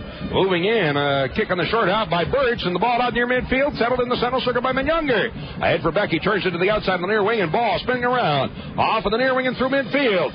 Rails it down into Miami territory. Ball continuing on up the left wing side. Drops it back. Kraft taking it. His feet toward the midfield line, and Burtz will draw it across midfield. Younger turning it to the outside on the near wing for Kraft. At the midfield line with the left foot, chips it long up the left wing side. Gbeke after it in the corner. Being chased there, he is tackled and taken down by Erush, and a foul is called. Foul called on Erush. Number 2, Alan Handy. Moving on, number 8, Diego Walsh. All right, so it was Handy, the defender, that came off in the 45th minute, and Walsh at one end. Free kick for the Rhinos, 5 yards out off the left wing side, and Juninho will take the service. Juninho rolls it out top, ball at the 18, moving in with the right foot, takes a crack at it, but he bends it outward, and that way wide of the net, out over the end line. Across the way, it'll be a goal kick. As the ball brought forward off in the far wing and take it right back by Younger. 35 yards out in the middle of the field. Trying to sneak it through. He slots it ahead for Gbeke, but as he's double-teaming the ball now, Gbeke takes it right back. Pass on the far wing and out the far end of the 18. Chased to the end line by Delicott, but up with it, and Miami FC will bring it away. On the left wing side. It's carried ahead out through midfield into Rhino territory, but blocked in the center circle. Taken right back by Kraft, and the Rhinos turn it across the midfield line. Pass ahead for Gbeke, spins to his right, slots the ball through, moving at Delicott, and diving out to block it away is Doyle. It's out over the end line. Long shot in, and just misses the net, but across the way, the flag was in the air anyway. Flag in the air from the linesman across the way. As everybody is finally pointing toward the linesman saying, wait a minute, it was offside. Nobody knew what was going on. So offside against the Rhinos. 51st minute, Rhinos leading 2-0. Doyle, right foot, Sends it through midfield. As the ball hit it up in the air and then underneath it, Palguda make a long header out into the center circle. Coming down is Janino sliding into the ball, but gets tangled up along with Zeno. They go down, and the ball is controlled by Miami, their own side of midfield. Off in the near wing, slotted through midfield to Loco, but got away from him. The Rhinos take it back. Kraft in the middle. Palguda plays it back to the keeper. Dowdle has it at his 15, and he'll just hammer it out through midfield. Gbeke in underneath it, blocks it off the chest, settles the ball, and switches to the outside on the right wing. Underneath it goes Janino, getting to it at the far touchline, just barely in time to keep it in. Off the right side, overlapping Sanfilippo down the end line, looking for a cross in front, but blocked out over the end line. Off of Sandoval and out on the corner kick for the Rhinos. Corner kick for Rochester. Off the right wing side. As Kraft will move over for the corner. Rochester had 3 corners in the first half. Each team had 3 corners in the first half. Left-footed kick from Kraft, an in-swinging kick. 52nd minute from Miami. Here's the high service through the 6 and up in the air as Doyle comes down with the ball. As he got up over top of Delicott, and Doyle throws it off the far side all the way out to near midfield. Across the midfield line is Zeno into Rhino territory, but gets slowed up as the ball is taken away once again by the Rhinos. Back to his 25, Burtz has it, turns toward the middle and rolls it out to the center circle for Bansu. His pass ahead from Menyonger as he'll draw it across the midfield line, then lays it to the outside of the near wing, and Tenwa Bansu in underneath it. Off the left wing for De Silva. That is Janino, and a pass ahead, sneaking by Delicott as he dummied the ball. It's all the way down to the 18, but booted away off on the near side by Erush. Out to midfield for Walsh. Blocked away, gets a return pass, and then in the center circle to Loco, right back to Walsh. Return pass to Loco in the center circle. He'll feed it back to the midfield line and chased down there by Diego Walsh. Lays it to the outside on the left wing. Right ahead into Rhino territory. J.P. Rodriguez. Pass ahead, but that's knocked away. And Loco at the Rochester 35 in the middle. Double T to the ball. Taken away by John Ball. Whistle. A foul is called on the Rhinos, and we'll go the other way. Free kick for a Miami FC from the Rochester 35, a little bit to the left of center. 54th minute. Tropical Park Stadium. Pass out of the near wing. Chased down at the right side by Walsh, and he's pushed off the ball by Palguda. Nice defensive play. Put away off the leg of Walsh and out. No, they say it was off of Palguda's knee and out. So throw it on the near side for Miami FC. Throw into the near end of the 18. Got away from Loco out over the end line. And a goal kick for the Rhinos. 2-0 lead for Rochester. 54th minute from Miami. As we pause for station identification, this is the Rhinos Broadcast Network. You're on the new Fickle 93.3 FM, WFKL Fairport. Proudly an Entercom communication station. The new Fickle 93.3 FM. Goal kick for Scott Dallow of the Rhinos. He'll then deliver out through midfield. Coming down all the way at the Miami 35. Janino touching it off on the near wing for Delicott. Draws it off the left wing side, looking for the through ball, but puts it away off the leg of Guillaume and out. Throw in for the Rhinos. Wait a minute, what's the call? They say the ball is going the other way. It must have been an offside against Rochester. As a call made from the linesman on the far side of the field. So the Rhinos offside. Right ahead to the center circle, and now into Rhino territory off the left wing is Sandoval. He's upended, but the ball still controlled by Miami. Walsh on the near side. At the Rochester 40, he'll switch it to the outside in the far wing. Right ahead. Moving up is Paludo, and sliding into block it away is Sanfilippo. The Rhinos take it back into Silva in the center circle, long up the left wing, and Gbeke after it. It's rolling through the 18 and taken there by the keeper. Doyle with the right foot, then hammers it out through midfield, stepping in underneath it. Well, as we have offside across the way indicated, offside flag in the air against Miami, so it'll be a restart for the Rhinos. Cross midfield. Kraft being challenged there. Drops to his own side of midfield. Palguda with the left foot. Sends it a pass ahead. Gbeke up the left wing, but stepping in underneath it as he rushed to block it away or make that J.P. Rodriguez. And over the far wing, Sandoval in underneath it. Is able to boot it out across midfield into Rhino territory. Recovered by Sanfilippo. The Rhinos have it. Out the midfield, Menyonger up the right wing. And gets a return pass from Janino to Menyonger. Long on the right wing side, Delicott trying to get to it, rolling to the end line as he's blocked there. Is able to get a boot on it, but it rolls out over the end line. It'll be a goal kick for... wait a minute, is there an indication of a corner kick perhaps? Doyle is very upset talking to the referee about it because Delicott did get a foot on it. And they say that it should not be, but it is a corner kick for the Rhinos. So Rochester gets a bit of a gift there in the corner, which will come from the right wing side. Kraft moving over again. A left-footed kicker for an in-swinging kick. 2-0 lead for the Rhinos. John Ball scoring one in the 7th minute and another one in the 49th minute. Here's the boot. High delivery into the box. Head ball knocked down by Gbeke. Big hopper in, but punched up over top of the crossbar by Doyle and out. So very close. Another corner for the Rhinos. They had 3 in the first half. This is their 3rd already here in the second half. 57th minute. 2-0 lead for the Rhinos. Kraft again off the right wing side. Left-footed in-swinging kick. Serves it up. Another high one for the back post. Comes out the near side and flicked out the near side by Guillaume. It's the touchline on the near side. Stopped by Janino. Keeps it in. Tries to pull it along the end line, but blocked away by Guillaume. And comes away with the ball on the near side. Long service through midfield, and the Rhinos will chase it back in their own end. Getting to it. Burt's pass upfield near midfield for Menyonger. Turns it into the center circle. Looks around. Menyonger. Now long service trying to spot it through to Gbeke. Chasing the ball. At the 20 moving and tips it. Scores! Gbeke getting to it inside the 18. Chips it by Doyle. Upper left corner. And the Rhinos up 3-0. Charles Gbeke scores his first of the season. A great ball slotted through. As Gbeke gets the goal. And who was it that put it through? Was it Burt's?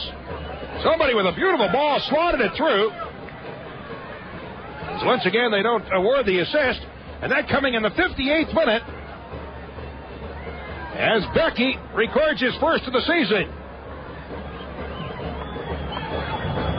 So 3 goals tonight for the Rhinos. And leading here in the 58th minute. That's out of bounds on the far side. Throw in for the Rhinos from their own 50 on the far side of the field. 2 goals by John Ball and 1 by Charles Gbeke. Wish I could remember who that was that slotted the ball through. We'll find it. And a great pass sending Gbeke in behind the defense and a perfect turn on his run. Got him behind and got to the ball about the 20. Doyle coming out. Trying to slide in the ball, and Gbeke chipped him. Out ahead, pass upfield, booted the rest of the way down by Burt's and out over the end line, and a goal kick for Miami. Well, these broadcasts brought to you all year long by great sponsors such as Yoma. Well, everybody might call it Joma, but it is Yoma. I found out from the officials on Yoma right here, and that's what it is. Yoma, the official uniform supplier to the Rhinos, available at Eurotech at the Rochester Sports Garden. By Food Lake, abundance shared. And also brought to you by Farish Corporation. Relax and enjoy stress-free living in your Farish apartment. See them all at farish.com. Trey Lee is now into the match. Lee is in. And that here in the 60th minute.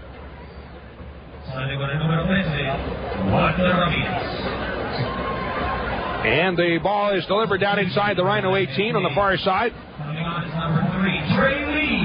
Blocked in the far wing out to center ice. They're across midfield. Cheadle on the 18.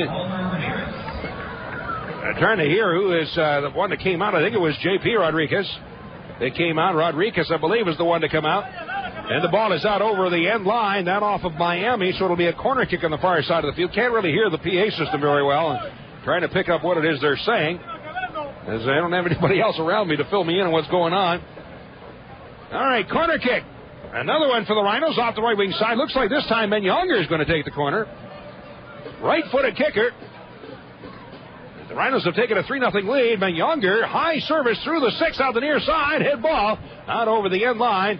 And Gbeke puts it off of the defender and out, so it'll be a corner kick this time off the near wing. And so corner kick number 5 of the half for the Rhinos, and number 8 of the match.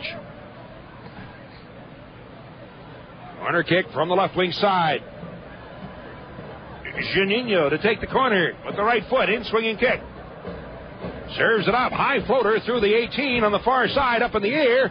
Comes down to the far corner of the box, moving in underneath of Sanfilippo, turning it to the outside. Pass of the wing for the corner. That's drawn to the 18. Slide tackle on the ball. Pops up in the air and taken away by Walsh of Miami. And a pass along the far wing, loose and taken again by the Rhinos. Dropped all the way back to the midfield line for Burt. For Burt's pass up the right wing side. Down around the 25. Official attendance for tonight's game is 3,341 Miami FC. 3-3-4-1 the attendance, and the ball on the far side of the field. The whistle stops play. As there's a Miami player down on the pitch. All right, so we'll have a restart. 62nd minute. Rhinos up 3-0. John Ball in the 7th minute. John Ball in the 49th minute. Charles Gbeke in the 58th minute. And the Rhinos have taken a 3-0 lead.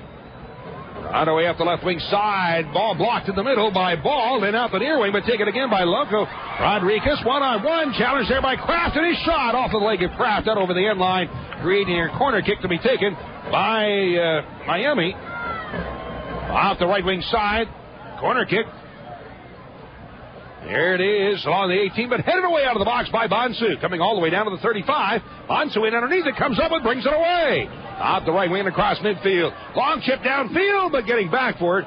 It's off of Guillaume in the air. Then Gbeke settles it. Pass along the 18 in the middle, but picked off and taken back by Miami FC. Out the near wing for Walsh up the left wing. Pass ahead to Zinho as he looks through with the left foot. Long service downfield, but in behind is Romario, and an offside flag against Miami. Offside against Miami FC. Restart for the Rhinos from their own 35. 63rd minute. 3-0 lead for the Rhinos. Rhinos Kids Club has a whole new look this season. Remember, members will receive a free ticket to a game, lanyard, and ID, and also Rhinos folder and a chance to spin the prize wheel to win prizes in every game. To sign up for the Kids Club, call 454-KICK and ask for Shannon. The Kids Club. Here's the kick. Taken by Scott Vallow. Line drive kick all the way down to the 18, but headed away out of the box. In the midfield, it's settled again by Miami FC and turned to the outside of the far wing. Sandoval up the left wing as he approaches the midfield line. Rolls it along the line. Drop back, Zinho. It's through the center circle on the near side, getting to it, but stealing it away is Juninho as he takes it away from Guillaume. Drops it off in the middle for Gbeke. Has to stop to pick up the ball. Turns it to the outside of the right flag of Munyonger, dropping it back for Bonsu. 35 yards out. Return pass to Munyonger. Right-footed crack in, but and a little bit up high and wide of the upper right corner and over the end line. It'll create a corner kick. That is 6 shots this half for the Rhinos. As I have it, 6 shots. That's creating a goal kick, that is, for Miami FC. And with the right foot, Doyle will drive it out through the midfield circle. Up they go, hit it by Pelguda across midfield. As the ball recovered by Munyonger, turning back across his own side of midfield. Turn to the outside of the near wing for Juninho. He'll drop it back in the middle again for Kraft. Takes a look with the left foot. Will send it through midfield. Delicata flick on. However, underneath it, getting to it is E-Rush to head it aside. Take it back again by Miami FC. And on the near wing, Walsh with a pass toward the middle for Loco. As he gets spun around and taken down, play goes on. And the ball is pulled out on the near wing. Off the foot of Juninho. Skips out of bounds on the near side. Throw in at the midfield line for Miami. Throw in Guillaume. Pass in, gets a return pass along the near touchline. Then ball is on him. Chips it away downfield. Gbeke and E-Rush racing for the ball. And it's off the foot of Gbeke out over the end line. Goal kick once again for Miami FC. 65th minute here in Miami at Tropical Park Stadium. The only game the Rhinos play here this season. And right now have a 3-0 lead. Again in the 65th minute. Ladies and gentlemen, don't forget that Miami FC... Cross midfield into Rhino territory. A pass in by Walsh, but booted away. The Rhinos steal it right back. Munyonger in the center circle. Gives it off to John Ball up the left wing side and drawn across midfield by Juninho. Being challenged from behind by Loco. Now triple team and the ball is taken away. Turned outfield. The other way we go. Loco Rodriguez with a pass into the middle. Unable to get to it as Romario, and it's a long chip downfield. One hopper inside the 18 taken by the keeper. Doyle rolling it ahead for E-Rush. As he's watched there by Delicate. Does pass to the outside of the near wing. Guillaume approaching the midfield line. Takes a pass through to Loco. As he is then dumped from behind, taken away by Kraft, and the whistle finally blows. Foul is called on the Rhinos. So a restart for Miami, just across midfield line into Rhino territory. Pass off toward the center circle. Drawn forward by Walsh. She's chased there by Ball, trying to sneak it through, and getting to it is Birch to knock it away. Off in the far wing, recovered again by Miami FC. On the left wing and a feed forward. Turning around, Sandoval. Coming back to take it away is Ben Younger. Well, I'll tell you what, Rhinos have been very impressive on their speed and getting to the ball here tonight. They seem to be winning the 50-50 balls and are sneaking through in very opportune times, stealing it away. Juninho is taken down on a tackle from Erush, and the foul is called. Juninho slow getting up. Checking up around the nose area. The ref comes over, takes a look, and then turns and walks away. 67th minute. Free kick for the Rhinos. Kraft pushing it ahead for Delicott. Off the left wing side, Delicott drawing it down to the 20. Turns it to the outside for Kraft. On the near end of the 18. Rolls it back in the middle. Ball dropping it out to the 35 for Juninho as he gets away. Pass ahead for Ball, but snuck by his left foot and rolls down to the 18. Brought away by Miami FC on the near side. Zinho pass ahead for Loco. Return pass in the center circle. Sneaks behind Zinho and is taken away by the Rhinos. And Younger to the outside for Ball on the left wing. Rochester player down on the pitch, and Ball just turns and boots the ball out of bounds. It looks like somebody is spent here, and that could be Juninho. A rookie, Annie Kramer, getting ready to check into the match. Annie Kramer, 22-year-old from Plainview, New York, out of Duke University. It is Juninho, and he has played a tremendous game tonight. He is slow getting up, and now he gets up and walks away under his own power, and he'll be off, and Kramer will come in. Great game by Juninho. I think certainly one of the stars of the match here tonight for the Rhinos. So the 68th minute, we'll see our first substitution as Juninho is out, and Kramer is in. And Danny Kramer led the Rhinos in preseason, scoring 4 goals in the preseason. All right, so now a substitution here is also into the match is Oscar Gill for Miami, and Sandoval is out in the 69th minute. Gill. Sandoval is out.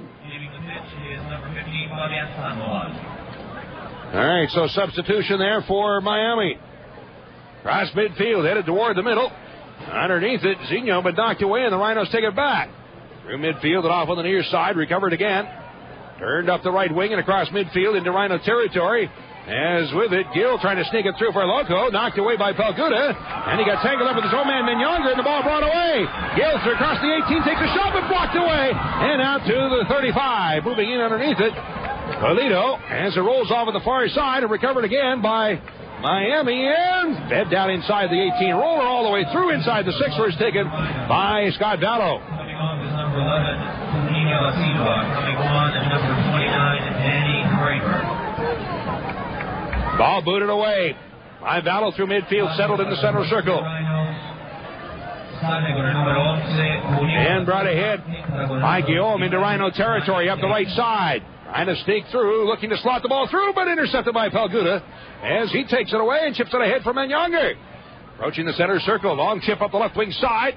Gbeke after it, chasing the ball, but when rolling away, does not get to it. It's out of bounds, and a throw in for Miami. Off of the near side, out to near midfield. Gill running into Kraft, who boots the ball away and out, so it'll be a throw in at the midfield line on the near side for Miami.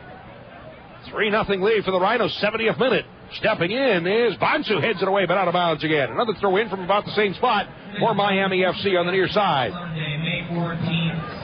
Draw back in the midfield line, taken by Guillaume.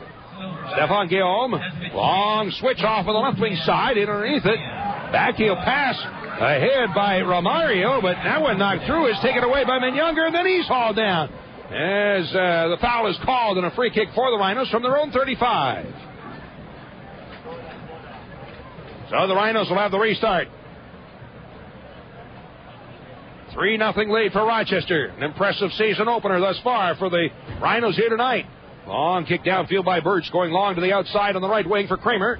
Turning it back along the 25, pass toward the middle. Trying to sneak it through to Younger, but that one picked off. Stepping up in turn to intercept is Pelguda, and a pass ahead. On the near wing, Ball will switch it off to the right wing side. That's headed up in the air, coming down around the 35. Younger drops it off for Bonsu, turning it to the outside on the right flank. It's a pass in. San Filippo as the ball then fed again to the outside. Back to the midfield line. Taken there by Birch. Long service down inside the 18. In fact, through the 18 and out the near end of the box. And ball on his horse after it. And to the left wing side along the near touchline is dumped as he tried to turn to get away. And what's the call? Well, he's giving a throw-in for Miami. Throw-in on the near side. Stepping in, Gbeke with a challenge as he sends Miami player a little answer back right there. And the play is called in the foul and brought forward now on the restart by Miami. Out to the midfield circle. Taken by Walsh into Rhino territory. Trying to get a pass forward. Slip to the outside by Zinho and off of the far wing. Picked up again by Miami FC. Walsh pass. Delicate now knocked away by San Filippo and up the right wing side. Kramer can't get to it. That's taken back by Erush of Miami. Pass toward the middle by Vilpula into the center circle. And recovered out on the near wing. Brought forward. Pass across midfield. As they tie up in Rhino territory. Comes out of the near wing. Guillaume with a pass ahead in the middle for Loco. Trying to turn toward the net, but they're bumped by Menyonger. Now triple teamed and the ball volleyed in the air. Long kick downfield by John Ball. Big bouncer. And Doyle way out of his net in the corner. Heads it away and out of bounds. So a throw in on the near side of the field for the Rhinos. Gbeke to take the throw in from 10 yards out. He was going to take it, then he elects to leave it sitting there until the Rhinos get somebody else to take the throw in, and they'll take their time, of course, doing it. Sponsors of these broadcasts all season include the Distillery. Food, drink, sport, and fun. Your neighborhood gathering place. The Distillery. Auto Depot and Auction Direct. For your next car, log on to auctiondirect.com. And also brought to you by Clarion Riverside Hotel, across the street from the Rochester Convention Center. One of those sponsoring these broadcasts all season. Brought forward but blocked out of bounds by Kraft. So a throw in for Miami FC on the near side in their own end of the field and around the 40. Well, walking all the way out the midfield is Guillaume, and now finally takes the throw in. That one skipping away off the left foot of Kraft out of bounds. So now a throw in for Miami down around the Rochester 20. 74th minute. Rhinos up 3-0. Throw in to be taken by Oscar Gill, the 23-year-old. Played for the Colorado Rapids reserves last season. Ball left lane there. We're going to have some substitutions now for the Rhinos. Substitutions. Dombrowski is in and Gbeke is out. Delicate is out and Adosian is in. Adosian.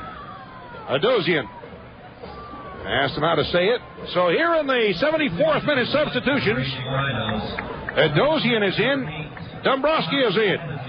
And out of the 74th minute after great games, Gbeke and Delicate.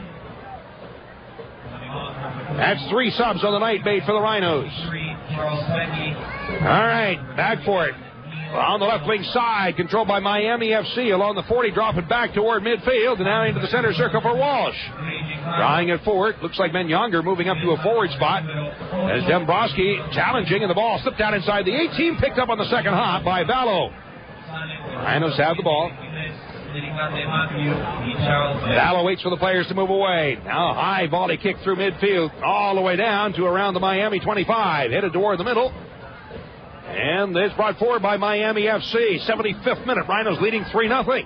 Off on the right side through midfield. Checking back on the ball is Gill. On the midfield line. Rolls it toward the middle for Loco. Return pass back to the center circle. And Gill has it again. Brings it forward down to the Rochester 30. And a backheel pass but tipped away and stolen back by the Rhinos. Brought away. Off the right side. Menyonger on the right wing. Connolly Adosian after it there. On the right wing. 1-on-4. 1-on-5. Down inside the 18. Finally the ball is booted away. Off of the far wing but still recovered by the Rhinos. Kramer turning it back. Dombrowski rolling it back. On the far side, San Filippo right back to Dombrowski. Turns it to the outside of the right wing. That's one of the newcomers for the Rhinos. The big, tall midfielder, Neil Dombrowski, at 6 foot, 176 pounds, a 22-year-old from West Allis, Wisconsin. That's on the far wing and recovered by Miami FC. On forward, pass ahead, stepping in, Bonsu tips it, and the ball recovered by the Rhinos once again. Boy, they're just winning all of the balls. Off of the far wing, San Filippo. Off the right side ahead for Kramer, pass in the middle for Menyonger. Overlapping was San Filippo pass ahead, and they'll whistle that one down to San Filippo a little bit too far ahead and offside against the Rhinos. 76th minute. here at Tropical Park Stadium. 3,341 Miami fans haven't had a whole lot to cheer about tonight. Rhinos have pretty well shut down Miami FC. Off of the near wing. Through midfield into Rhino territory. Loco turning back for the ball. Kramer in a collision. Boots it, but comes up. As sliding into the ball, Loco studs up, and he gets the yellow card. Loco drawing the caution plastic. Here in the 77th minute, John Ball over to have a little discussion with Mario Loco Rodriguez. So Loco getting the yellow card in the 77th minute. Restart for the Rhinos from 45 yards out. Other sponsors of these broadcasts tonight include Nextel, helping groups get things done. Call 800-NEXTEL-9. Best Volvo, Rochester's exclusive Volvo dealer at 1500 University Avenue. And also by the World Gym, the official strength training facility of the Rochester Sports Group at 1717 East Avenue. All of those are sponsors of these broadcasts all season long. Restart for the Rhinos. To their own side of the midfield line. Palguda will take the kick. Rochester up 3-0. Ladies and gentlemen, fans of Miami FC, don't forget the next weekend. And here comes Palguda with a left foot. High floater all the way down inside the 18. Up in the air is Doyle, the keeper, to come down with the ball. Waits, moves the players away. Now a side volley kick will drive it out through midfield over the far side, and it'll sneak through and out of bounds. So in for the Rhinos from their own 25 on the far side. Rochester picks up the 7 straight games on the road on Sunday from Puerto Rico against the Islanders. 5 o'clock start time. So our broadcast along our network beginning at 4:30 Sunday afternoon. Join Joe Giuliano for the pregame information on Sunday afternoon. There's a through ball down inside the 18. The roller is picked up by Vallo. Throws it ahead. Out to the 35, brought ahead by Dombrowski. Turns it back again in the middle, still spinning around. Now rolls it to the outside of the near wing for Kraft. Able to slip it through midfield. Adosian knocks it down as he's double teamed, then turns and boots it ahead down inside the 18. Rolling ball. It's tipped by Rodriguez back to the keeper, and Doyle then kicks it high in the air and all the way out. Picked up again in the center circle. And pops up in the air. Underneath it, headed by Kramer, back to his own side of midfield for Birch. He'll go long up the right wing for Adosian. Back heel pass, dropping it off for Kramer, but had to turn back for the ball. Then he's taken down, and the whistle stops playing. A foul is called on Miami. Free kick for the Rhinos, 35 yards out on the right wing side. Rochester leading 3-0. We're in the 79th minute here in Miami. 2 goals by John Ball and 1 by Charles Gbeke. Long service to the end line, but Doyle able to pick it up and comes away with the ball. Throws it out on the near side. Miami with the ball. Gill drops it back. Taken by Guillaume. Into the middle for E-Rush. Turns, looks through. He'll switch it off on the left wing side. And the ball brought forward by Miami FC. Pass ahead. Romario drops it back on one touch. And it's played out on the near wing again. Off the chest of Guillaume, settling the ball as he's watched by John Ball. And now chipped through midfield into Rhino territory.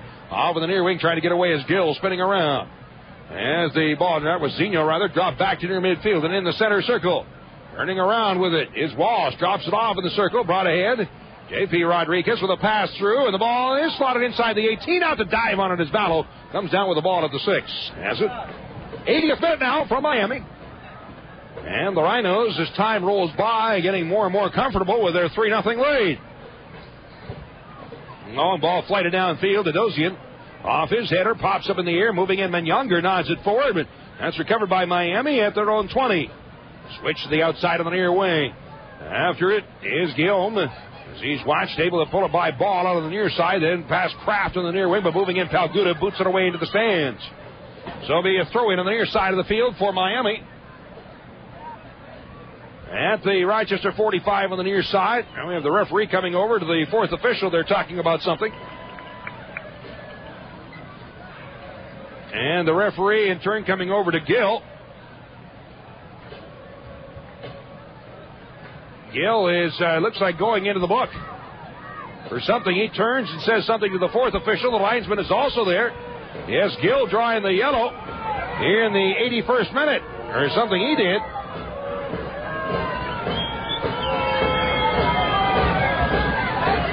All right, that was called either by the fourth official or the linesman on the near side. It looked like it was the fourth official who went to the referee. All right, ball controlled by Miami, then pushed to the outside on the far wing.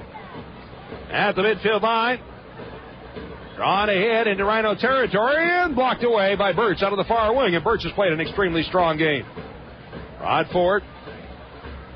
Out around the 35. Ball snuck ahead, but pushed to the outside again and out top, where it's recovered by Gill at the center circle.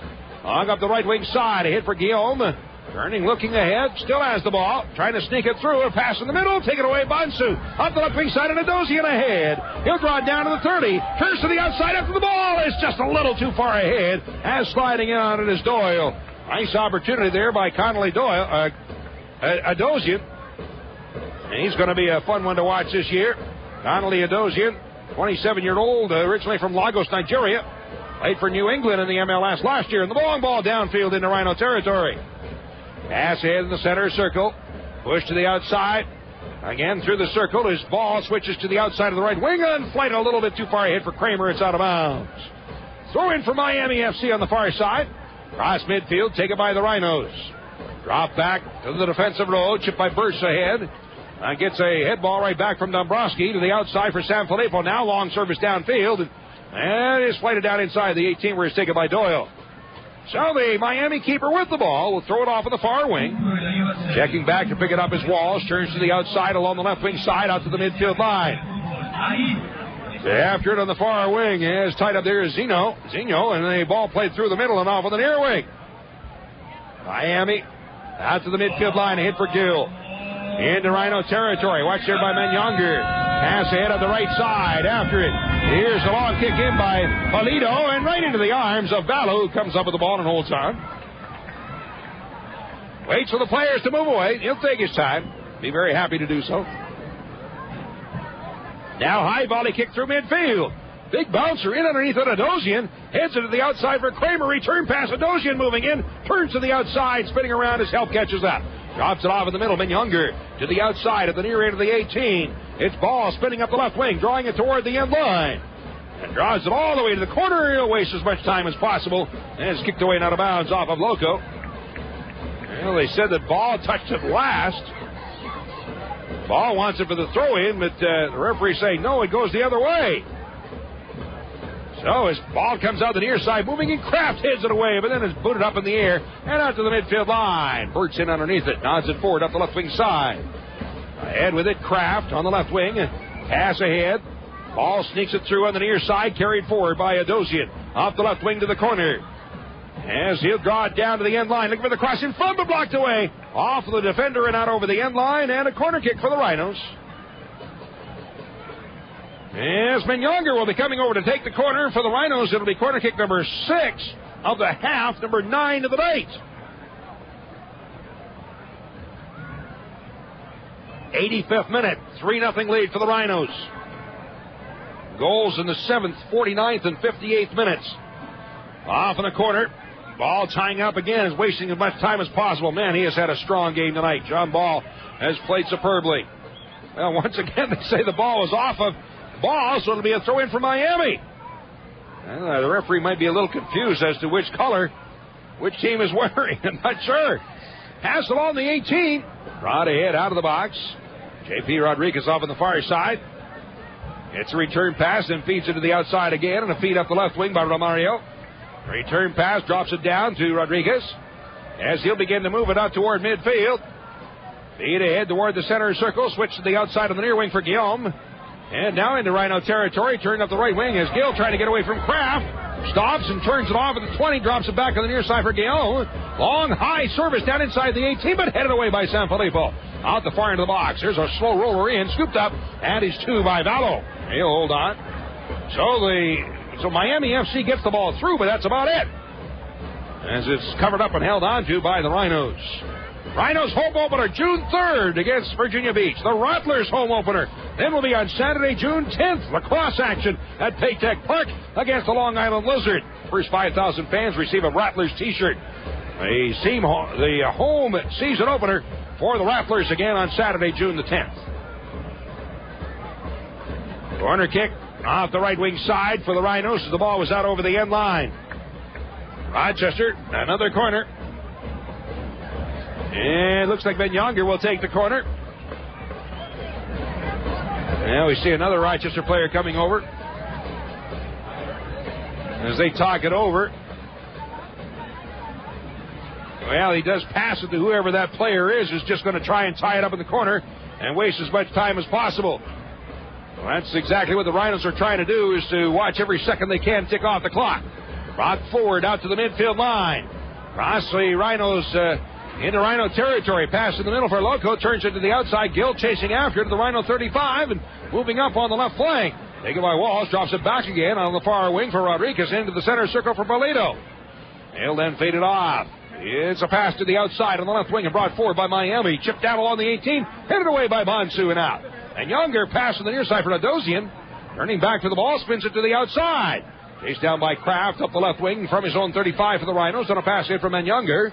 Draws it to the outside. Knocks the ball down. Maintains control. Now a long delivery downfield. But Nadosian is in behind. And offside against the Rhinos. Rochester offside. Free kick for the Miami FC. And across midfield, brought away by Miami, up the right wing side. It's Loco. Down to the near end of the 18. Long cross in front, diving through the 6. And out the far end as Romario couldn't get to it. Romario was after the ball, and a nice service by Loco through the 6 and out the far end. Rolls out over the far touchline. Throw in deep in the far corner for Miami FC. On top, they're in the 88th minute. Here in Miami, fans wanted to see something that they could jump up and down and yell and scream about, but Romario just couldn't get to that service. Pass across midfield. Here comes Miami once again. Off on the near wing and a feed ahead for Loco. Up the right side. Spinning back at the Rochester 40. Drops it off near midfield once again for J.P. Rodriguez and through the center circle. That's brought forward. Turned to the outside by Polito. And on the outside, across in front, but blocked away. That's Polito stepping up with it, trying to feed through, but Younger knocks it down. As they battle for the ball, brought away by Zinho. At the far end of the 18. Turns around, ball blocked away on the far side. Stepping in underneath it, then brought forward, but got away. However, still controlled by Zinho of Miami on the left wing. Trying to turn it back in the middle, drops it out near the center circle. Recovered again by Miami. Brought forward. Walsh takes a crack at the ball, but knocked down to the 15 and brought away out of the box by the Rhinos. Pass here to Dosian. One tip back to Younger. But knocked away. Miami turns with the ball. Off of the near wing. Romario gets a return pass. As he spins around, take it down. Or I think that was Zinho, rather, out the near side and never got a shot away. Comes out to the 20, trying to sneak the ball through. In front, stolen away by Birch. And pops up in the air. Not to grab it as Ballo. And in a collision with the Miami player who's down on the pitch. Ballo on his knees is all right, but the Miami player is down. We're in the 89th minute, and the Rhinos on top 3-0. We'll take game 1 of the season here tonight in excellent fashion, coming away with a very strong performance. Coming on, number 2. Another substitution here for the Rhinos now in the 90 minutes. Ricky Lewis, and Nate Kraft is out. A strong game he played. I think you're going to like him this year. Kraft out in the 90th. And Ricky Lewis in the 90th. And Lewis, last year with Colorado in the MLS, 16 games played. Also in 04, played for Colorado in the LA Galaxy. Long ball flighted through midfield. All the way down to the 35, headed back into Rhino territory. Turning back towards San Filippo underneath it. Heads it back to the keeper, Ballo out to pick it up on the second hop. Gets to the ball and holds on as Loco was right there on the doorstep. Ballo coming away with the ball. Clock stops down the 90th. 2 minutes of additional time. 2 minutes of stoppage time.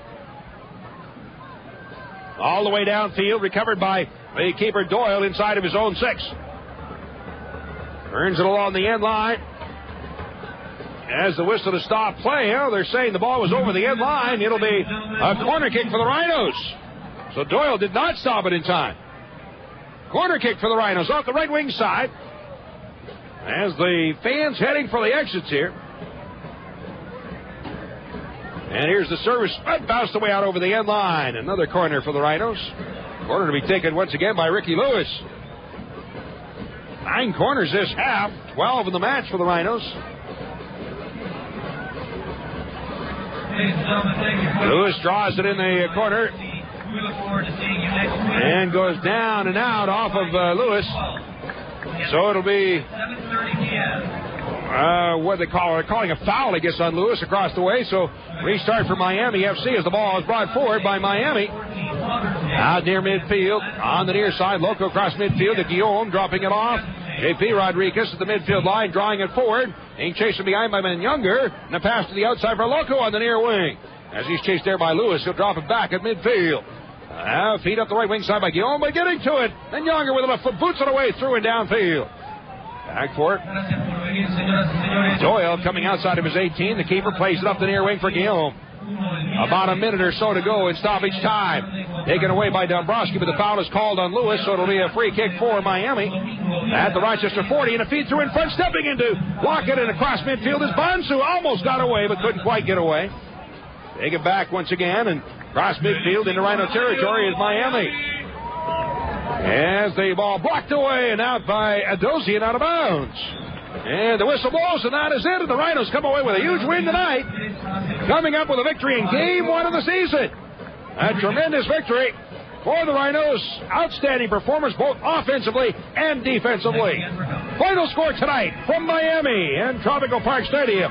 The Rochester Raging Rhinos 3, Miami FC 0. And this is the Rhinos Broadcast Network. Well, a big season opener tonight for the Rhinos as they come out on top here against Miami FC in fine fashion. A 3-0 victory for the Rhinos. As Rochester won the season now in 1 game played, has 1 win, no losses, no ties, 3 points. And that, for the Rhinos at the moment, moves them into a tie for 4th place in the league already with 3 points. Miami FC now in 2 games played, a record of no wins, 1 loss, and 1 tie with 1 point. That would be tied for 7th place in the league. And, of course, Rochester leading the season series with Miami 1 victory to none. So a big win tonight as the Rhinos come away with a 3-0 victory. Goals in the game, the 7th minute, John Ball with his first of the year. The 49th minute, John Ball with his second of the year. The 58th minute, Charles Gbeke with his first of the season. And the Rhinos' 3 goals were certainly good enough to come up with a victory here tonight. So Ball coming up with 2 goals, Gbeke with 1. And we'll see if they'll add any assists to those plays. There should be a couple of assists added, but at this point there hasn't been that I've been told about. Unofficial statistics on the night. I had the Rhinos out shooting Miami FC 13-11. 13 shots for Miami and 11 for Miami FC. 13 shots for the Rhinos. Did I say that? And in corner kicks, Rochester had 12 and Miami had 5. So Rochester in corner kicks leading 12-5. Offsides, each team 5 times. Against each team 5 offside. Scott Dallow with the victory has a 1-0-0 record on the season and his first shutout of the year. And goaltender at the other end, Chris Doyle, now has no wins, a loss, and a tie, and has now given up 3 goals on the season as he had a shutout in his first game, but gives up 3 here tonight. All right, the play of the game tonight, I've got to go with the second goal. John Ball's shot from 20 yards out. As the Rhinos had a 1-0 lead, and that really took the wind out of the sails of Miami FC, I believe, and a great crack from 20 yards out. And the Rhinos with the 2-0 lead at that point, I thought that was perhaps the real key to the game on the night, the goal by John Ball. It was a great goal.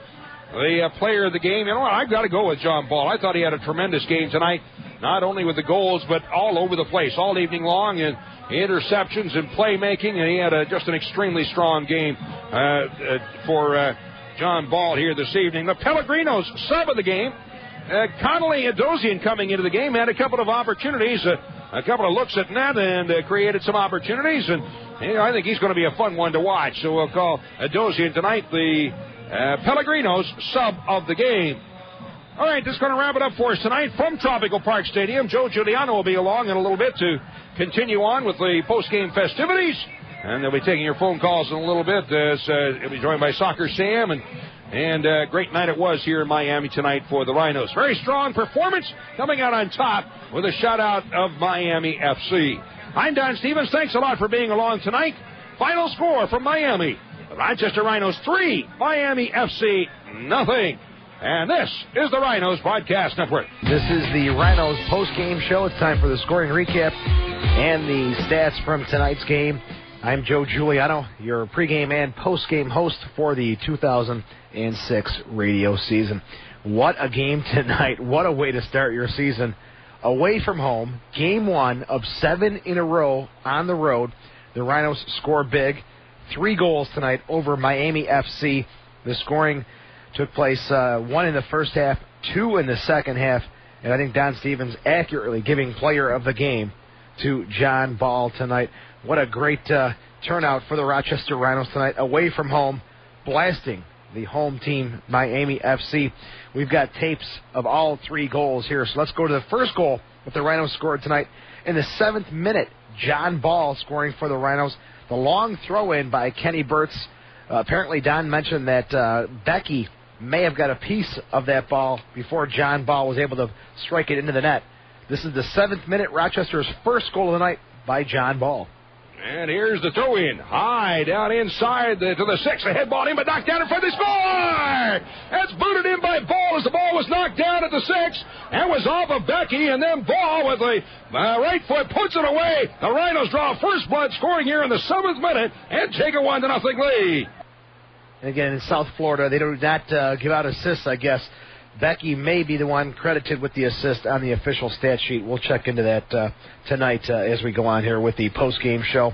Then, in the 49th minute, John Ball does it again for the Rhinos.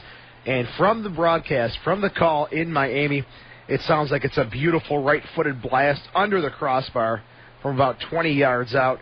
No assist on that one given to this point. We'll try to find out who had the assist on the second goal, or if it's going to go as unassisted. This goal comes in the 49th minute. The Rhinos, John Ball, making it 2-0. Turn to the outside of the middle, but after Ball steals it away 20 yards out, moving in with the right foot, drives it in. Scores! John Ball off the crossbar, down the net on the left wing side, puts it away. Ball with his second of the night, and the Rhinos take a 2-0 lead. And that goal coming in the 49th minute, and in a game of soccer, goals in the first 5 minutes or the last 5 minutes of a half are very, very painful to take, and I think that was the one that stuck the dagger in Miami FC tonight. So in the 49th minute, John Ball collecting his second goal of the evening for the Rochester Raging Rhinos. Then, in the 58th minute, Charles Gbeke, he was brought here from Montreal to score goals. He's a big presence up top, showing some technical ability with a little chip goal. A through ball from Johnny Manyanger. This goal in the 58th minute. Rochester 3-0 over Miami. Gbeke in the 58th. Manyanger, now long service, trying to spot it through to Gbeke, chasing the ball at the 20, moving it, tips it, scores! Gbeke getting to it inside the 18, chips it by Doyle, upper left corner, and the Rhinos up 3-0. Great debut for Charles Gbeke, making it 3-0 for the Rhinos in the 58th minute. Manyanger, sounds like a beautiful threaded pass to free up the big forward for the Rochester Raging Rhinos. Final stats from tonight, the Rhinos with 13 shots, Miami FC with 11. Corner kicks 12 for Rochester, 5 for Miami, and both teams offsides 5 times. The crowd at Tropical Park Stadium, I'm sure a little disappointing for the organization. Romario finally makes his debut. Only 3,341 at Tropical Park Stadium. And from the broadcast, Romario, not too many touches on the ball. We'll talk about that with Soccer Sam as we go on here with the post-game show. So that's a recap of the scoring and the stats from tonight. Again, the final score, Rochester 3, Miami FC. We'll come back. Welcome back to the Rochester Rhinos post-game show. I'm Joe Giuliano. It's now time for the Power Trip out-of-town scoreboard and standings across the United Soccer Leagues, the USL. 2 other games tonight in the USL. Atlanta at Virginia Beach. That was an 8 o'clock kickoff. And at this point, folks, I have no score update on that game. If anything comes across the web, we'll get that out to you tonight. Atlanta at Virginia Beach. And then also 10 o'clock kickoff in about 5 minutes. Vancouver is at Portland.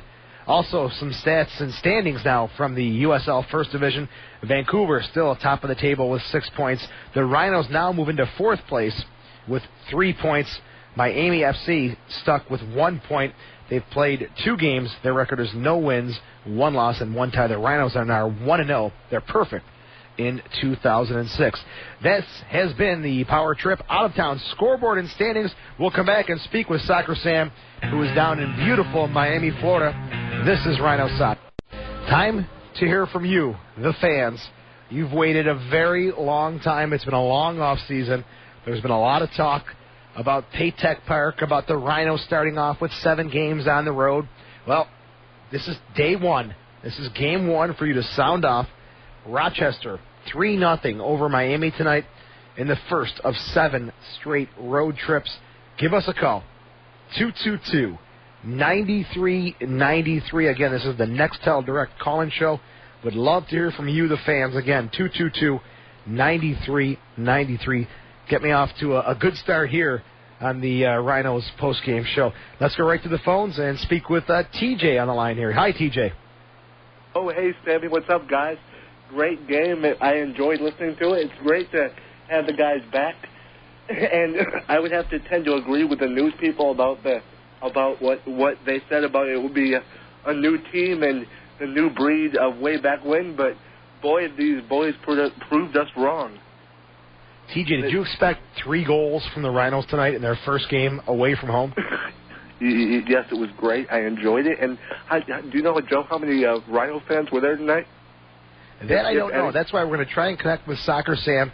He's down at the stadium. He's there firsthand. So when he calls in, we'll speak with Sammy and get word from him as far as how many Rhino fans were down there. Now, I traveled to Puerto Rico the last 2 seasons because Don was busy with the Amerks, and there was a contingent of about 30 or 40 Rhino fans the last couple of years. So, TJ, I wouldn't be surprised if there was the same number this year.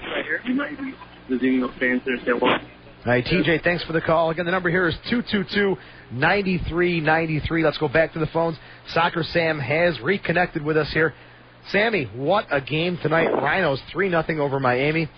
How'd it go down there tonight? Total control, Joe. This team's it's an amazing team, not only the way they play, but you can just sense the unity. There's times where players got taken down and other players got in people's faces.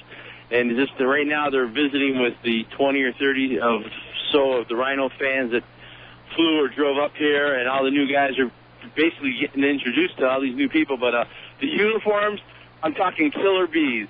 Bright yellow with black. They look fantastic, and they just played, just dominated, Joe. Dominated this team. Sam, I got to ask you, the Romario report, your thoughts on his performance tonight. I didn't hear his name called very often. Well, I think I said it to you before the game. I didn't think he was going to play. And I never said about him being on the field or not. He definitely was on the field. Did he play? He didn't play, Joe. I've seen guys. I used to play in the Silver Chiefs and the Run the Great Falls Soccer League. Some of those guys would come to the game in Monroe ambulances and run better than this guy. I mean, this guy just stood there the whole game and just didn't do anything. It's unfortunate. And Zinho, the last game he looked like he was into it, but I think he needs guys running around him. But when you got Romario next to him who doesn't run, he can't run. It's just unfortunate. This team needs to understand that this is USL's first division. It's not an over 40 league, and they need to understand that. It's going to take a while. And the attendance here, they announced 3,000.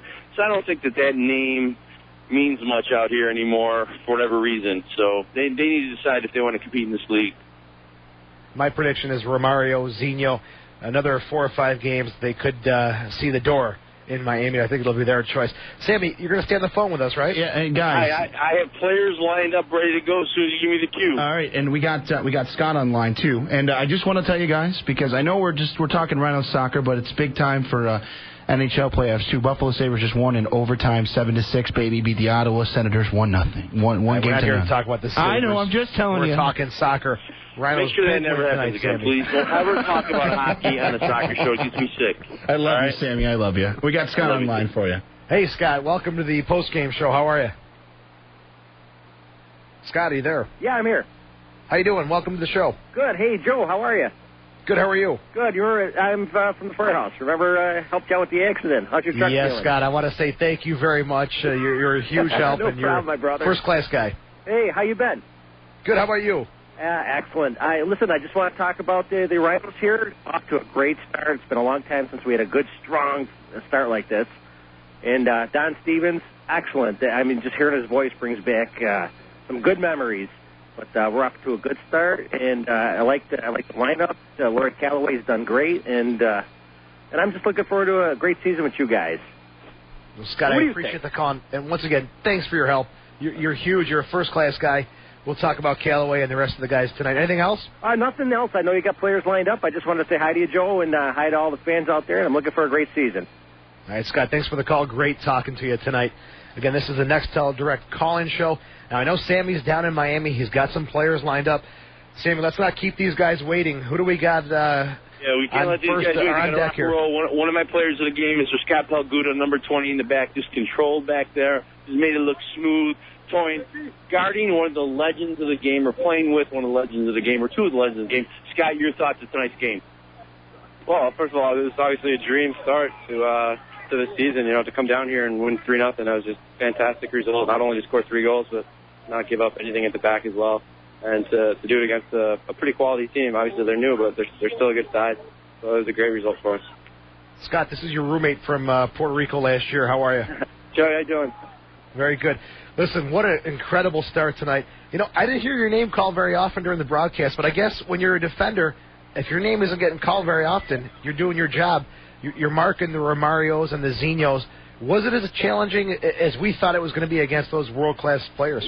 Yeah, it was a challenge. It wasn't necessarily a really big challenge physically, but I think it was a really big mental test. Guys like Zino and Romario, guys, 38 and 40, I think, respectively. They don't have the legs that they used to have, but they're so clever. And it was just a test of, how long you could, if you could keep your focus over the course of 90 minutes. I think that was the biggest challenge of the night. And it's also funny that, you said you didn't hear my name called very much. I was saying the same thing near the end of the first half. It's like, I think I only touched the ball like 3 or 4 times this entire half. They know the strength of our defense. They're not going near Scotty Pelguda. Another question for you. You and Frankie were here last year. Kenny Burt steps in now. Nate Kraft step in. So 2 new guys in the back with you and Frankie. Your thoughts on how you guys gelled together tonight? I thought we did a really good job. We communicated well. I felt like we were all kind of like on a rope together, attached, which is the way it should be. It seems like Kenny and I made a pretty good partnership back there. And having Nate on my left too, he's a very reliable player. He's done a great job all through preseason, and he came through for us tonight, did a great job as well. And Frankie's solid as a rock as always. Yeah, Frankie is Frankie. Your preseason training camp in Cary, coach is looking for a much fitter team physically. How do you feel heading into this campaign? I think I can speak for everybody and say we feel pretty good. We're relatively injury-free at this point, which is nice, outside of Jonathan, which is unfortunate. I think everybody would agree that we were the fitter side tonight. It's hot down here. It wasn't too bad. The humidity wasn't bad, but we definitely felt like the last 15, 20 minutes of the game, we had the legs and they didn't. Scotty hit the showers. Congratulations. Incredible start to the season. 3-0 win. Great stuff. Keep it up. Thanks a lot, Joe. All right, Scott Pelguda, the defender, playing with Frankie Sanfilippo. Sammy, he's so Pelguda played a tremendous Johnny game, Ball, it sounds. Ballster, Johnny, baby, 2 goals. You're just amazing today, buddy. Thank you. It was a good one. John, how you doing? This is Joe Giuliano back in Rochester. Hey, Joe, how you doing? Very good. 7th minute, nice goal off the long throw from Kenny Burt's. Talk about that first goal a little bit. Well, it's almost like a corner kick with Kenny's throw, and our 2 giants in the box, Charles and Matthew Dulles, they won the header, and coach wants the outside guys to trail off that, and that just happened to fall at my foot, and I get a chance like that, you have to bury it. You talked about those guys. They're very big targets up front. That's got to make your job a little easier. They'll do a lot of the. You're a physical player yourself, but those guys, like you said, they're giants. They'll hammer it out in there. Dude. People remember Charles from Montreal, and he just ate up Schweitzer and T-Bone. He's just a monster. We nicknamed him King Kong because he's just a big, strong guy. And him and Matt are just going to be fantastic. They can stay healthy, and the guys we got running off of them, I think we're just going to make us a really dangerous attacking style team. John, then in the 49th minute from the broadcast, it sounds like it was a beautiful goal. Right-footed blast from 20 yards out. Talk about that goal. Oh, they tried to. We had the ball, and the guy tried to win it, and he tried to cut in the middle, and he cut right into me. And then I just took it off his foot, look up, and you get an opportunity to strike it from there. You strike it, and just happened to go in the back of the net, and gave us a nice little cushion, 2-0. So, you know, I mean, with that right there, it puts those guys on the heel, and they had to open up a bit, and then Charles got the third one, and, you know, and that basically put the game away. How about the timing of that second goal, 4 minutes after the half? Did that seem to demoralize Miami FC? Yeah, I think so, too. I think if it was us, I think it would demoralize us. You know, 1-1 game, you know, anything can happen. But we came out and, you know, just got the goal, and it just worked out well. John, congratulations. Fantastic Thank you very stuff. much. 2 goals tonight. Keep it up. All right, thank you. All right, John Ball scoring in the 7th minute and the 49th minute for the Rhinos tonight. Again, your final score this evening, Rochester 3, Miami nothing. We'll come back. You're listening to the Nextel Direct call-in show. This is Rhino Soccer. I'm Joe Giuliano. Soccer Sam with us on the line down at Tropical Park Stadium in Miami, Florida, gathering up some players. We spoke with Scott Palguda and John Ball, who scored 2 goals tonight. Again, the final score, Rochester 3, Miami nothing, in Rochester's first game of the 2006 season. This is the call-in show. Again, we want to hear from you guys, the fans. The number here is 222-9393. I guess while we're waiting for your call, we'll talk to Big Sammy down in Florida. Sam, the atmosphere, 3,000 fans, pretty wild or kind of tame tonight? Very quiet, Joe. They were very quiet. Fans weren't into it. Unfortunately, the fans, we just totally dominated play, and I think they were disappointed. And every time that they announced the upcoming games, the fans kind of like booed and stuff. But, you know, Joe, I'm in the bus right now, so you're probably hearing some background noise in the bus here, traveling back to the hotel to get ready for our celebration dinner. But I'm with Mr. Charles Gbeke, who not only scored a goal, but, like, did a little dancing and taunting of the crowd here. Charles, your thoughts of tonight's game? I thought we played really well as a team. You know, we defended properly as a team. And I think overall we did a good job. Charles, this is Joe Giuliano up in the studio in Rochester, New York. How are you tonight? I'm great. Really happy. Congratulations. 58th minute. A nice goal with a little chip from the broadcast, what we're hearing here. Talk about the goal. Manyanger sent you a nice long ball, didn't he? Yeah, Manyanger is a great midfield. You know, great player. You know, play for his national team. You know, he can recognize play. He see me go into space and give me that perfect ball. You know, and find myself one-on-one with the goalkeeper. So, you know, use the outside of the foot to finish it. So it's a great goal, great team effort. Yeah. What a great way to start. You're brought to Rochester to score goals. You do that tonight. Your thoughts, how you're fitting in with the team and how things are going? No, I think overall, you know, we're really happy with the team. You know, like I said, we defended properly as a team. You know, we did what we stick with the coach plan. You know, it's great feeling to win, especially away 3-0. Really happy. Now, the plan, from what we understand, is for you and Matthew Delicott to really do a lot of banging up top, a lot of the physical work, have the other guys come in and feed off of you. Is that what happened in the first goal with John Ball? Yeah, you know, received a ball, I think, from a corner kick, you know, try to, a throw by Kenny Burke and try to hit it in, and John Ball's there, you know, finish and everything, you know. So that's great. And, you know, we have to help each other in order for us to win this year. And, you know, it's a team effort, you know. It's not one person is, you know, supposed to help each other. So great win here for us. How about you and your big guy up top, your partner, Matthew Delicott? How's the relationship going? You know, we try to build the chemistry. You know, it can be Matthew, it can be Connolly, it can be Johnny. You know, we all try to work as a team. You know, it's not one striker there. You know, we try to, what we try to do here. You know, we don't know each other that much, so what we try to do every day at practice, try to build the chemistry in order for us to be successful as a team. Yeah. You know, Charles, against Syracuse, you had some chances that didn't go in the net for you, unfortunately. Yeah. Is it tough not to get discouraged? How do you keep yourself focused? As a forward, I think you always got to believe that you're going to score, even though things don't go your way. So obviously, in the pre-season, I had a lot of good chances, but couldn't finish them. But my teammates, always told me to keep working on it, So, and I really believed in myself and believe that I can score goals. So, you just gotta put yourself in. You got to be really strong and believe that things are going to turn around. So obviously, I was lucky today. Things turned my way, so just happy. Let's hope they keep going your way. 58th minute, great goal tonight. You're off to a great start with the club, and good luck. Keep up the good work. Thank you very much. All right, Charles Gbeke scoring in the 58th minute. And from the broadcast, it sounds like Johnny Manyanger threaded a beautiful ball to Charles Gbeke for that third goal for the Rhinos. Again, our number here is 222-9393. This is the Nextel Direct call-in show. Want to hear from you, the fans. It's been a long off season. Rhinos come up big tonight, 3-0 over Miami.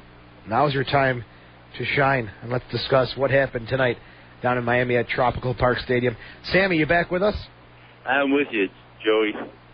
But Any more players in line? Jorginho played fantastic in the middle. Johnny Younger and T-Bone Bonsu playing the midfield role, playing for those Twins. We talked about it last year.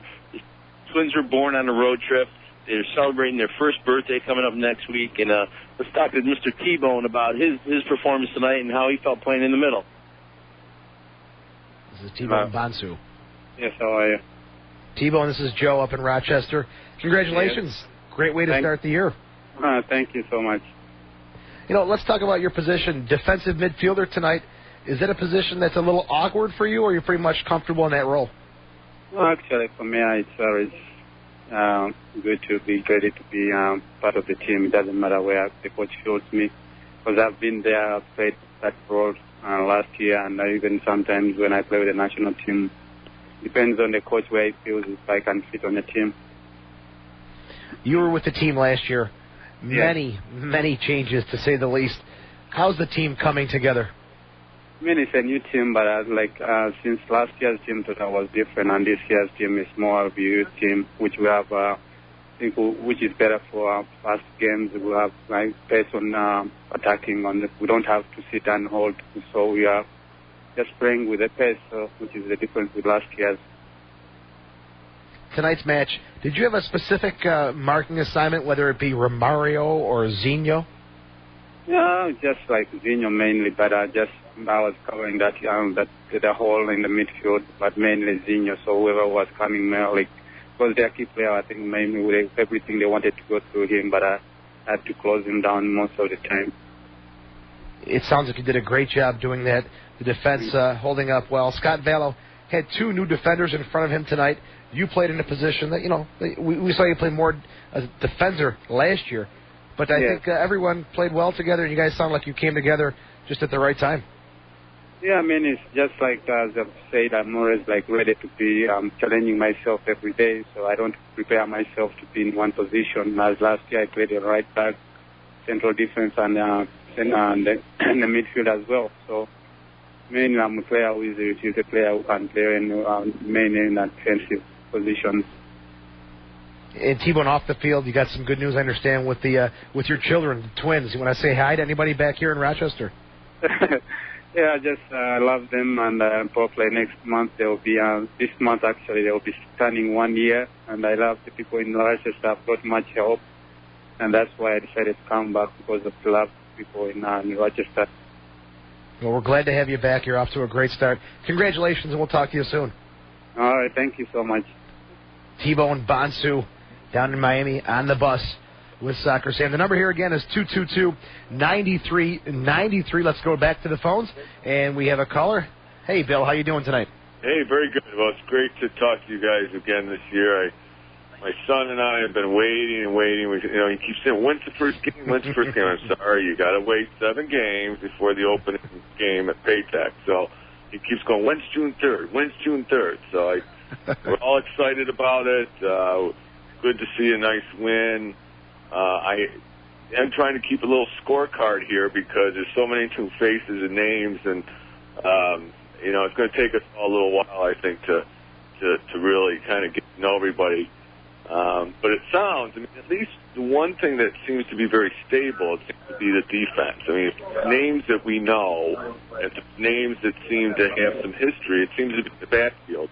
And if you got to have some history, I always think that's a good place to have it, in the backfield. Oh, absolutely. Start in the back, build your way up from there. I agree with that 100%. Yeah, and it sounds like we got some big forwards up front. Who's going to run off the big guys?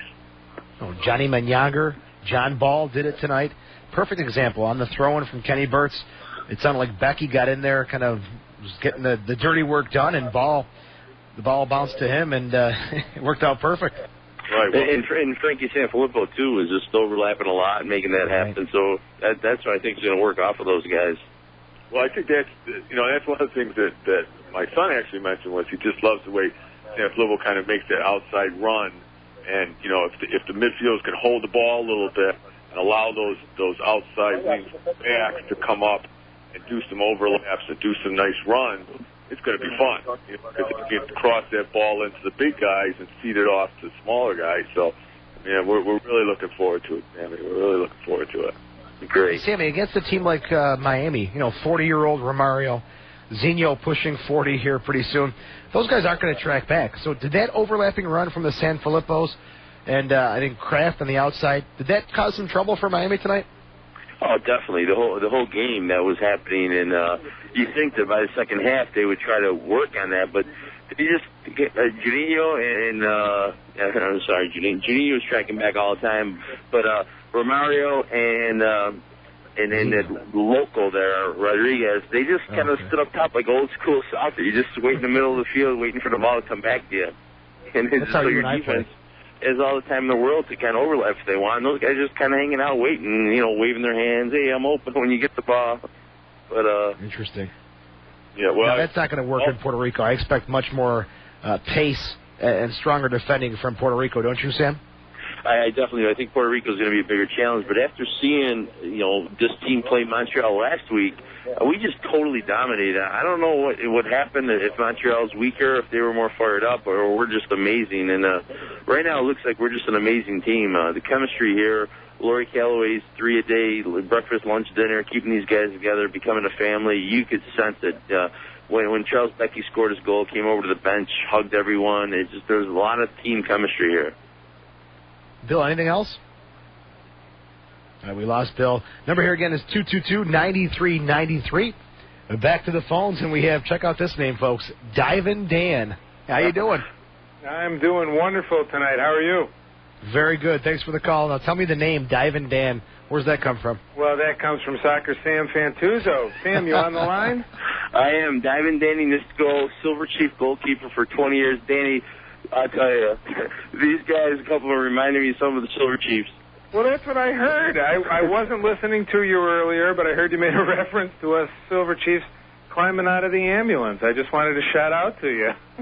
That was kind of a shout out to my boys at the Silver Chiefs. But, when I saw Romario come out of the locker room and the way he was walking, it reminded me of a lot of guys that play in the Irondequoit Soccer League. No knees, just trying to get to the field.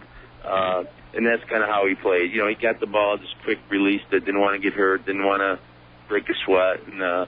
But overall, that's one player. The other 9 guys in the field were running pretty hard, and the Rhinos was dominated. It sounds, from what we listened to tonight, it sounds like the Rhinos were playing great. So that's excellent. And you can't really fault Romario. The guy's, how old is he? He's 40. They say he's 40. So he could play in the over 40 league here in the Rochester District League. We just went to watch a game tonight. The T-Men, I hate to call out to them, but the T-Men played out in Chile.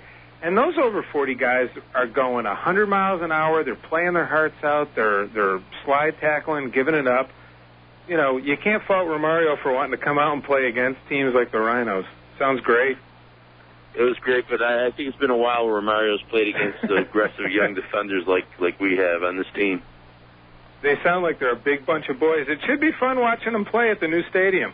You're going to love them. All you fans are going to love these young guys. A lot of personalities on this field, a lot of talent, and just a whole new group of guys. Well, a lot of you young women that are listening, to get the guys that you want to hang out with and you teenage boys, the guys you want to be like. It's like these guys are just role models, and it's a great group of kids. It sounds great, Sam. I know that, from speaking from a season ticket holder who's been there for 10 years, bringing in all these new players that we don't recognize their names, it's sometimes a little tough. But to listen to you, to read the articles that Jeff has written, to hear Coach Calloway give his talk on the quality and the character of the guys, I think the people that have been coming for 10 years are going to be really excited, not only for the new stadium, but also for the new team. I think it's, we're all really excited, and we're all looking forward to the first game in June. Danny, I agree. Joe, I mean, just hanging out with these guys for a day and a half. I know them all now and just see their little things they do and hang out and the way that they defend each other and they joke around. And, Charles Gbeke and Johnny Minyanga today had a pretty good argument about World Cup and if Freddie Dew should have been there or not. And just like the chemistry, I mean, the soccer talk, you can just see they're like a family already. And I just give these guys a couple more games and, you're going to see some amazing soccer down the road. And obviously that bonding is something that might have been lacking over the last couple of years. So, hey, Sam, I just want to close. I'm gonna let you guys go, but I'm going to tell you there's always a jersey for you in silver. Anytime you want to come back, we're ready for you, buddy. If you need a one-legged goalkeeper, I'm there for you someday. One-legged, one-armed. You're there. All right, David, Dan, thanks for the call tonight. All right, Jeff. Number here again is 222-9393. And Sam, you talked about the camaraderie, how this team is really bonding. I think Coach Callaway came into a situation last year where he had players that were Coach Erkley, I don't want to say leftovers, but they carry over from his era. Then you got Chris Economides, who was kind of bringing players in, and then Coach Callaway brought players in. So naturally, the bonding is not going to take place like we saw this year. Do you agree with that? Oh, definitely. Last year, Coach Callaway got players that kind of inherited from two previous guys, and these are his guys, his picks, guys that he felt could fill roles in different positions, and I think it's going to be amazing. The number here again is 222-9393. I think we have Nadine in the line. Before we go to a call, can we take one more player?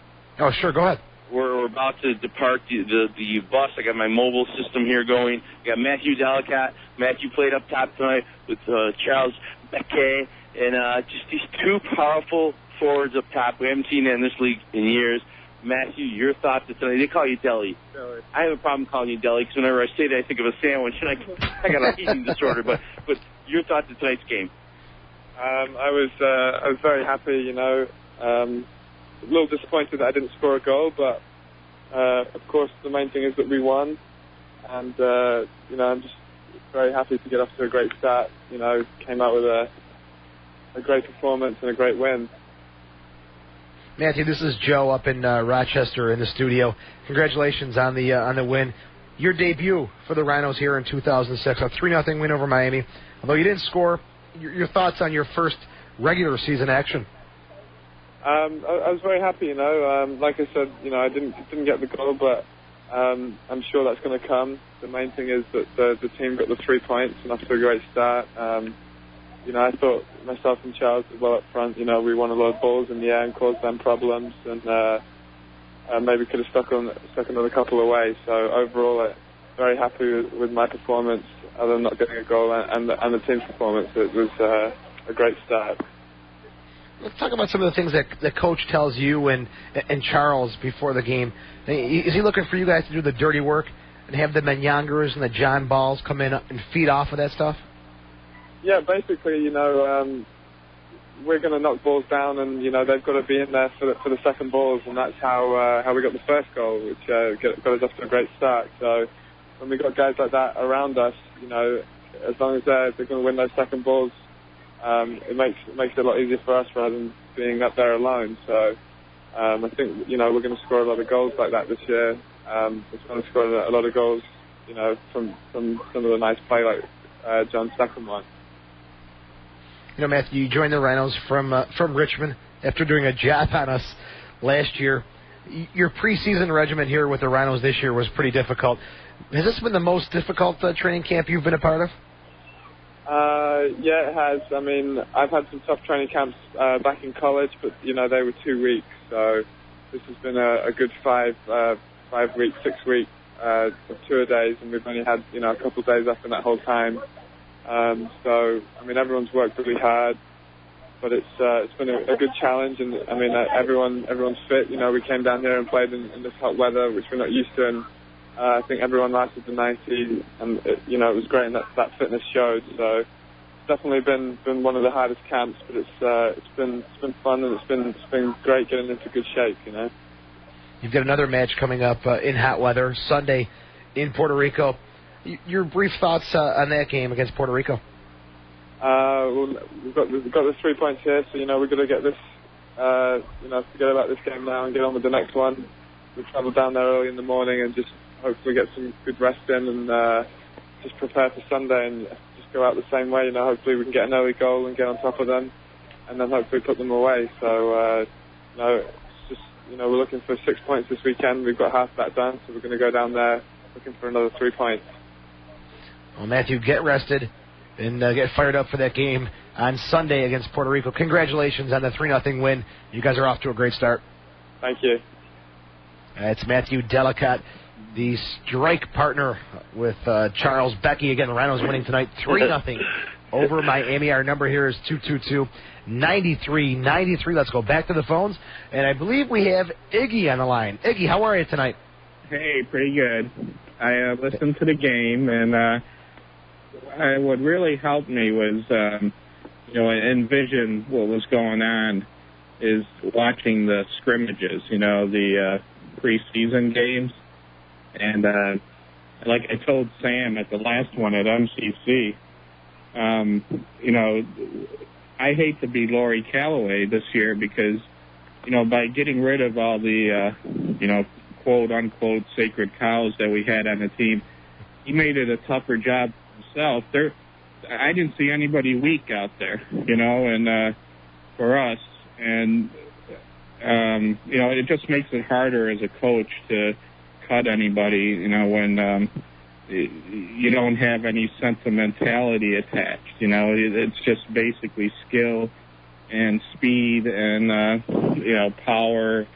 And, I knew that he was, and that's why it didn't surprise me when he wanted a lower division team, to back up the Rhinos so that he didn't really have to cut anybody. He could just place them down and, if we needed him, guys get hurt or whatever, then, he can pick them up in the lower division team. But, they were really impressive in preseason. And, it was ironic that we played Miami because, here they're on the opposite end. They're keeping guys like Romario, that are way past their prime. And, we already been there, done that. We got the T-shirt. We've learned our mistakes. And I think this team can really I think everything that Laurie wanted last year, he had the right mindset, but he had the wrong players. This year he's got the right players to do what he wanted to do last year. Great points. Sammy, your thoughts on that? Well, Iggy, I agree with you, but I got to just tell you that some of our veterans, though, John Ball, probably my player of the game, oldest guy in the team. But Sammy, not to cut you off, but John Ball is not your typical 33-year-old. He's got a machine, he's got a motor that never stops. He's just wired all the time. But Thibaut Bansu, same thing. I mean, he just controlled the middle, just was going up and down. And Joe and Juninho and Iggy, talk about veterans that we kind of didn't notice last year because they kind of were in the shadow. Juninho, he did a spin shot, like World Cup style, flicked it over his head, turned around. He could have taken it with his right foot, realized that he needed to use his left, and spun his body around and just hit it, and just hit the bar and went over. And he just played his heart out too. So it's a combination of young guys that are good and veterans that kind of work together. And it was a beautiful thing to see tonight. Yeah, that's a credit that goes to Coach Calloway because what's going to happen there, he's been around the game for so long. He knows talent. He knows how to pick it out. Yeah, and Juninho actually was my favorite player last year, so I'm glad that he's back. And that was last year was his first year with us. I think he came midway, right? He didn't start the season with us last year. Midway through the year from Puerto Rico. And Sam, we called games in Puerto Rico the last 2 years. This is a guy, we weren't too happy with his diving tactics, but we thought he was very skilled even with Puerto Rico then. But, Joe, you were the one that turned me on to him and Salas there. You always talked about how great they were, and you're right, and I'm glad we have him on our side here. And but Kenny Burtz, this kid, he looks like a Hollywood fashion plate. Walking around with the double earrings on, the shades all the time, hair perfect, just like kind of cool and arrogant kind of young guy. And he belongs in that position, in the center back position. That's who you need to be. You need to be arrogant and understand that, hey, I'm the best out here. And he just played so smooth. Him and Palguda in the middle. I mean, Val did have to make a couple amazing saves tonight from outside shots, but those two young kids played fantastic in the middle. Iggy, to add to your point about having Coach Calloway make some tough decisions, Greg Howes comes back this week. Johnny Steele comes back this week. Aaron Lyons is on the trip, so he may play in Puerto Rico. So there's even 3 more very talented weapons that Coach Callaway can draw from. Sammy, any thoughts on those guys coming back in the lineup? I'm sorry. I thought you were talking to Iggy, but No, Joe, I agree with you. Aaron Lyons, another player. I talked to him. His background. The difference between tonight's game and I think what you see in Puerto Rico is that Coach Callaway now can make his substitutions if he has to earlier. And but Joe, I think what I think you should do, Joe. I think you should talk to Coach Callaway and decide what he should do with all these amazing players. And and tonight, I was thinking about suiting up, man, but I couldn't. I'll tell you about that later on our Sunday broadcast. All right, this is the Nextel Direct Call-In Show. Let's go back to the phones, and let's congratulate the head coach of the Rochester Raging Rhinos, Mr. Laurie Callaway. Coach, congrats. 3-0 win. Great stuff tonight. Thank you, guys. I've lost my voice a little bit, so excuse me if I'm croaky. What a performance. 3-0, first game of the year, away from home. Talk about some of the key players, some of your thoughts on the game. Again, we're listening on the radio, but you're there on the sideline in the trenches. Your thoughts on the match overall? Well, the team individually performed extremely well. Collectively, obviously, they followed the game plan as far as denying Romario the ball, and T-Bone did a great job on Zinho, who was their playmaker and who they tried to get the ball to get to Romario.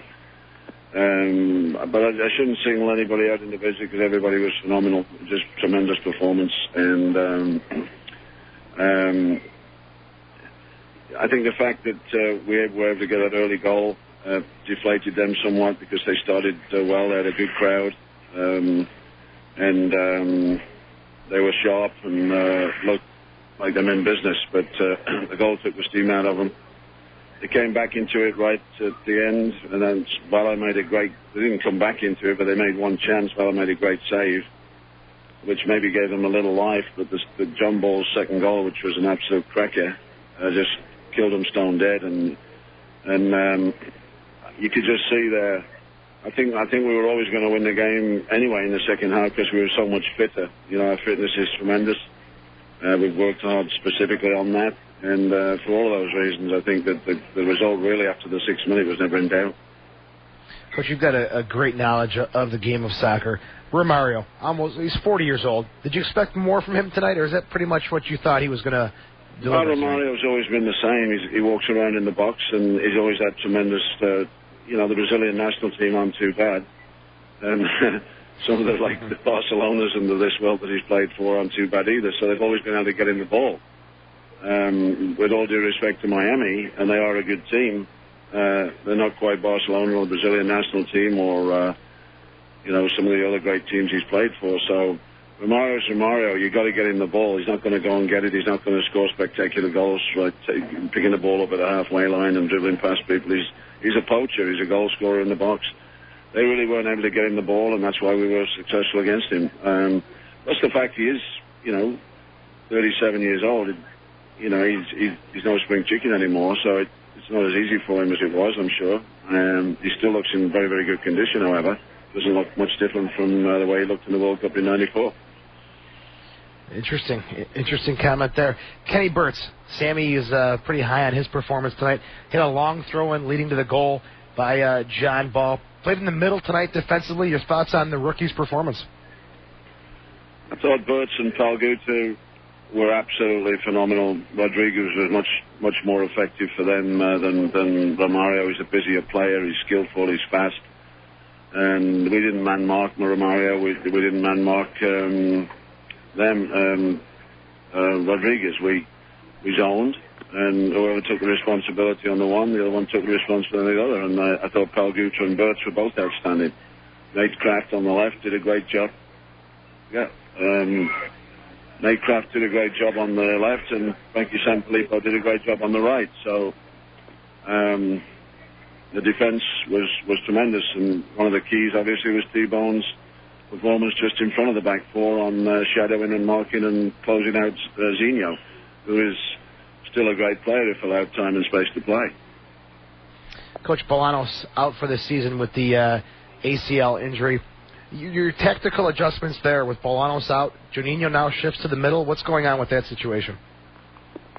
Well, Bolanos is obviously a big loss. We will relying a lot on Bolanos as one of our playmakers. I think, however, on the road, you wouldn't be able to play Bolanos and Zinio in the same team, so because they're not particularly prone to defending. And so, in some ways, although it's a big loss for us, it makes it an easier choice for me.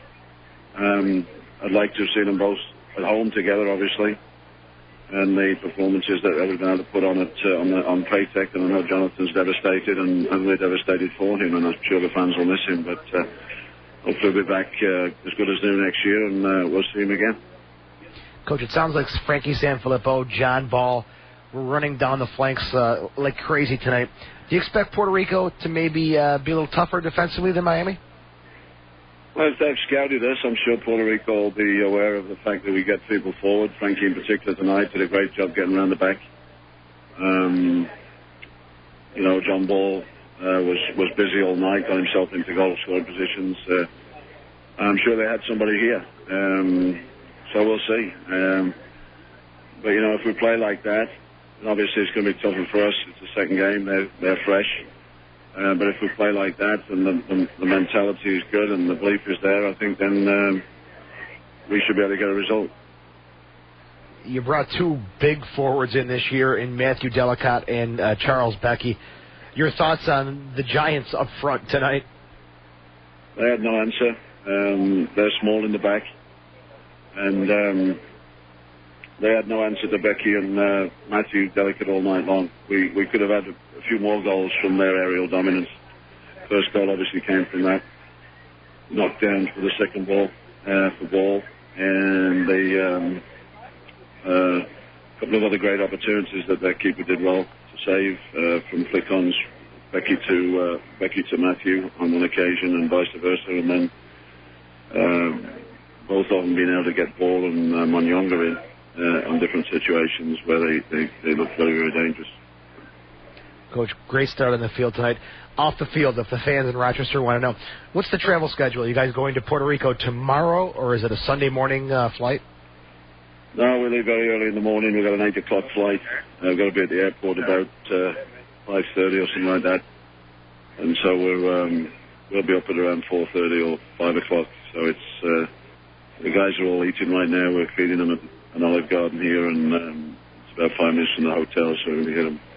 Just got here from the stadium, so we're probably another 45 minutes, and we'll stick them all in bed and get them up real early. I'm sure they'll all be asleep on the plane, and they'll sleep most of tomorrow afternoon. Well, Coach, your new look, fitter, faster, younger Rhinos, off to a great start. Keep up the good work, and best of luck Sunday in Puerto Rico. We'll talk to you then. Hey, thanks for having me on again, guys, as usual. I really appreciate the opportunity to let people, the fans in particular, know how things went, and you're welcome anytime. Coach, we appreciate your time. Get a nice meal and have some rest, and we'll talk to you soon. Okay, thanks guys. Thank you. All right, Coach Callaway spending some time with us here on the Nextel Direct call-in show as the Rhinos having a little post-game dinner at the Olive Garden. Give them a little plug, I guess, right? Why not? Great sale. We'll take a break. We'll come back. We'll take your calls at 222-9393. You are listening to the Nextel Direct call-in show. Welcome back. This is the Nextel Direct call-in show. I'm Joe Giuliano on Fickle 93.3 FM. The final score again tonight from Tropical Park Stadium. Rochester 3, Miami nothing. A great start to the 2006 season for the Rochester Raging Rhinos, and down somewhere in Miami at some Olive Garden, I think, with the team celebration dinner is Scotty Vallow. Scott, welcome to the post-game show. Congratulations. Shutout in your first game of 2006. What a way to start. Yeah, guys, I'll tell you what, it was a great performance from our guys. One of the best performances from a Rhino team that I've been on in a long while. In the stoppage time of the first half, listening on the radio broadcast, save off of a header. Talk about the situation there with that save in stoppage time. It was just a cross that was played in across my body, and the guy tried to head it back to where it came from. And got a good jump on it, and pulled it out. It was good timing, because right before the end of the half, and if that goes in, then that puts us at 1-1, and we're not feeling so great. So it was good timing. You're back for tonight, Frankie Sanfilippo, Kenny Burtz, Scott Pelguda, Nate Kraft. You played with Frankie and Scott last year, but Yeah. Nate and Kenny, talk about those guys in front of you tonight. I'm so proud of the guys. I thought everybody, the back four, I thought was phenomenal. But beyond that, the work rate was first rate. It's something that I've never seen from this club before. Is just the guys wanted to win so bad, and the work rate was fantastic. And Kenny and Crafty are fantastic players, and I think the fans are really going to like them too because they're good personalities. Sounds like everyone did their bit tonight to get the 3-0 win. Scott, I had you on my show last week. We kind of joked about, playing against Romario. Your thoughts on that? The game is over now. What'd you see from him? What'd you expect from him? How was that experience? I think we really frustrated them. I'm not sure what his expectations are of this league, but I think we really frustrated him, and we frustrated the whole team. We jumped on him early, and we got an early goal, which really helped us, took a lot of pressure off of our guys. And we came out at halftime and scored that goal, in the 49th minute or something that just totally deflated them. And, like I said, we were all over them. Every time that someone touched the ball, we were closing them down so fast and didn't really give them a chance to play. So I think that team's going to be dangerous, though. I think they got some great players. And, they're going to surprise some teams, too, because they weren't really as bad as 3-0, to be honest. I think they're going to be better as the season goes on once they get used to each other. But I'm so proud of our guys. I can't say enough. I really feel like it was a great performance from everybody, coaching staff and everybody included. You can tell by the excitement in your voice. Sunday, another game in the tropical conditions against Puerto Rico. You expect more pace from them than you saw from Miami? I think Puerto Rico is going to be the same style of team. I just expect them to be a little sharper, I think. It's the same group of the same type of players. I think they're just going to be a little crisper and a little more refined. So it's going to be another battle. I mean, the second leg of a road trip is difficult. We got to fly. We got a early flight tomorrow, and we're going to come out with a game plan, the same game plan. I don't know if it's going to be the same lineup, but regardless of who's on there, it's going to be the exact same game plan. Try to get on them early and often. The main thing is keep a clean sheet. So once we keep a clean sheet, it gives us a chance to at least get 1 point. And, we'll be in good shape. Well, Scotty, get your rest. You got your first shutout here of 2006, and I'm sure many more to come. Good luck, and we'll talk to you soon. I hope so, guys. Thank you. All right, Scotty Vallow getting the shutout in match 1 of the Rhinos 2006 season. Again, the final score, Rochester 3, Miami zip, zilch, 0-0. However you want to slice it, Vallow gets the shutout. Sammy, great job tracking players down. I got to tell you something really quick, though. I'm trying to interview Scott Vallow. Some lady's hitting them up over here for something, but when Scott Vallow flew in the air in that last save, I'm sure Don explained it, he was so high up in the air, I'm telling you, that Jorginho looked at, or not Jorginho, Romario looked at, what's his name there? The other guy. Zinho, and he said, look, the plane. He was flying up in the air. It was amazing. But Scotty Vell's one of the guys that got stuck in the elevator. Talk about team bonding. I mean, Scott, just really quick, we're almost out of time here. What happened in the elevator? It was the worst 36 minutes of my life, guys. I don't know if I'm still in the air or not, but holy moly, we started going from the first to the second floor, and we got stopped about halfway through, and it was really funny until Patrick Hannigan started making jokes about us crashing to our death. I thought Charles Gbeke was going to choke and put him in a chokehold.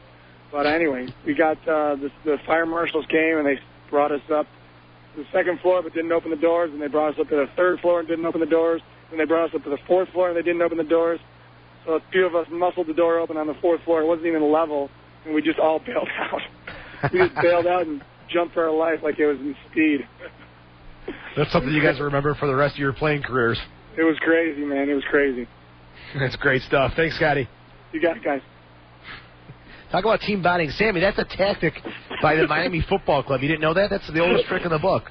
I don't know if it was Miami or Coach Callaway trying to get these guys to bond better. Who knows? Sam, it's been a great post-game show, and I appreciate your help. You did a great job tracking down the players and the coach, and really, what a great night for the Rhinos. 3-0. Awesome way to start the year. Joe, it was, and I want to thank Sammy DeBull, our producer, and, of course, you, Joe, for making this happen. But I hope to do this every road game to give you fans a chance to hear the players live right after the game and how they feel and their emotions. And I think that's what makes you kind of like fall in love with the players, and that's what gets the fans in the stands is when you know and understand the players. And after a day and a half, I feel that way. I feel like I've known these guys for years, and I hope some of the fans after tonight feel that way a little bit. But I will talk to you guys Sunday. All right, Sammy, thanks for your help. Awesome job tonight. Thank you. Good night, guys. All right, Soccer Sam Fantuzzo in Miami this evening, heading to Puerto Rico tomorrow. We'll talk to him in the pregame show Sunday, and then we'll talk to him also on the postgame show after the Puerto Rico Islanders match. We'll be on the air at 4:30 right here on Fickle 93.3 FM with the Rhinos pregame show. Yours truly will be back on the air. And then Don Stevens takes it over at 5 p.m. with the kickoff, Rochester, Puerto Rico, from Juan Ramon Lubriel Stadium, one of my favorite places to call a game from. Don gets the honor this year. So Rochester, Puerto Rico on Sunday, Game 2 of the Rhinos 2006 season. Sammy back in the studio. Great job tonight. Don Stevens, awesome call on the game. Soccer Sam, great help getting players and a coach for the post-game show. I'm Joe Giuliano. Final score again tonight, Rochester 3, Miami 0. You have been listening to Rhino Soccer.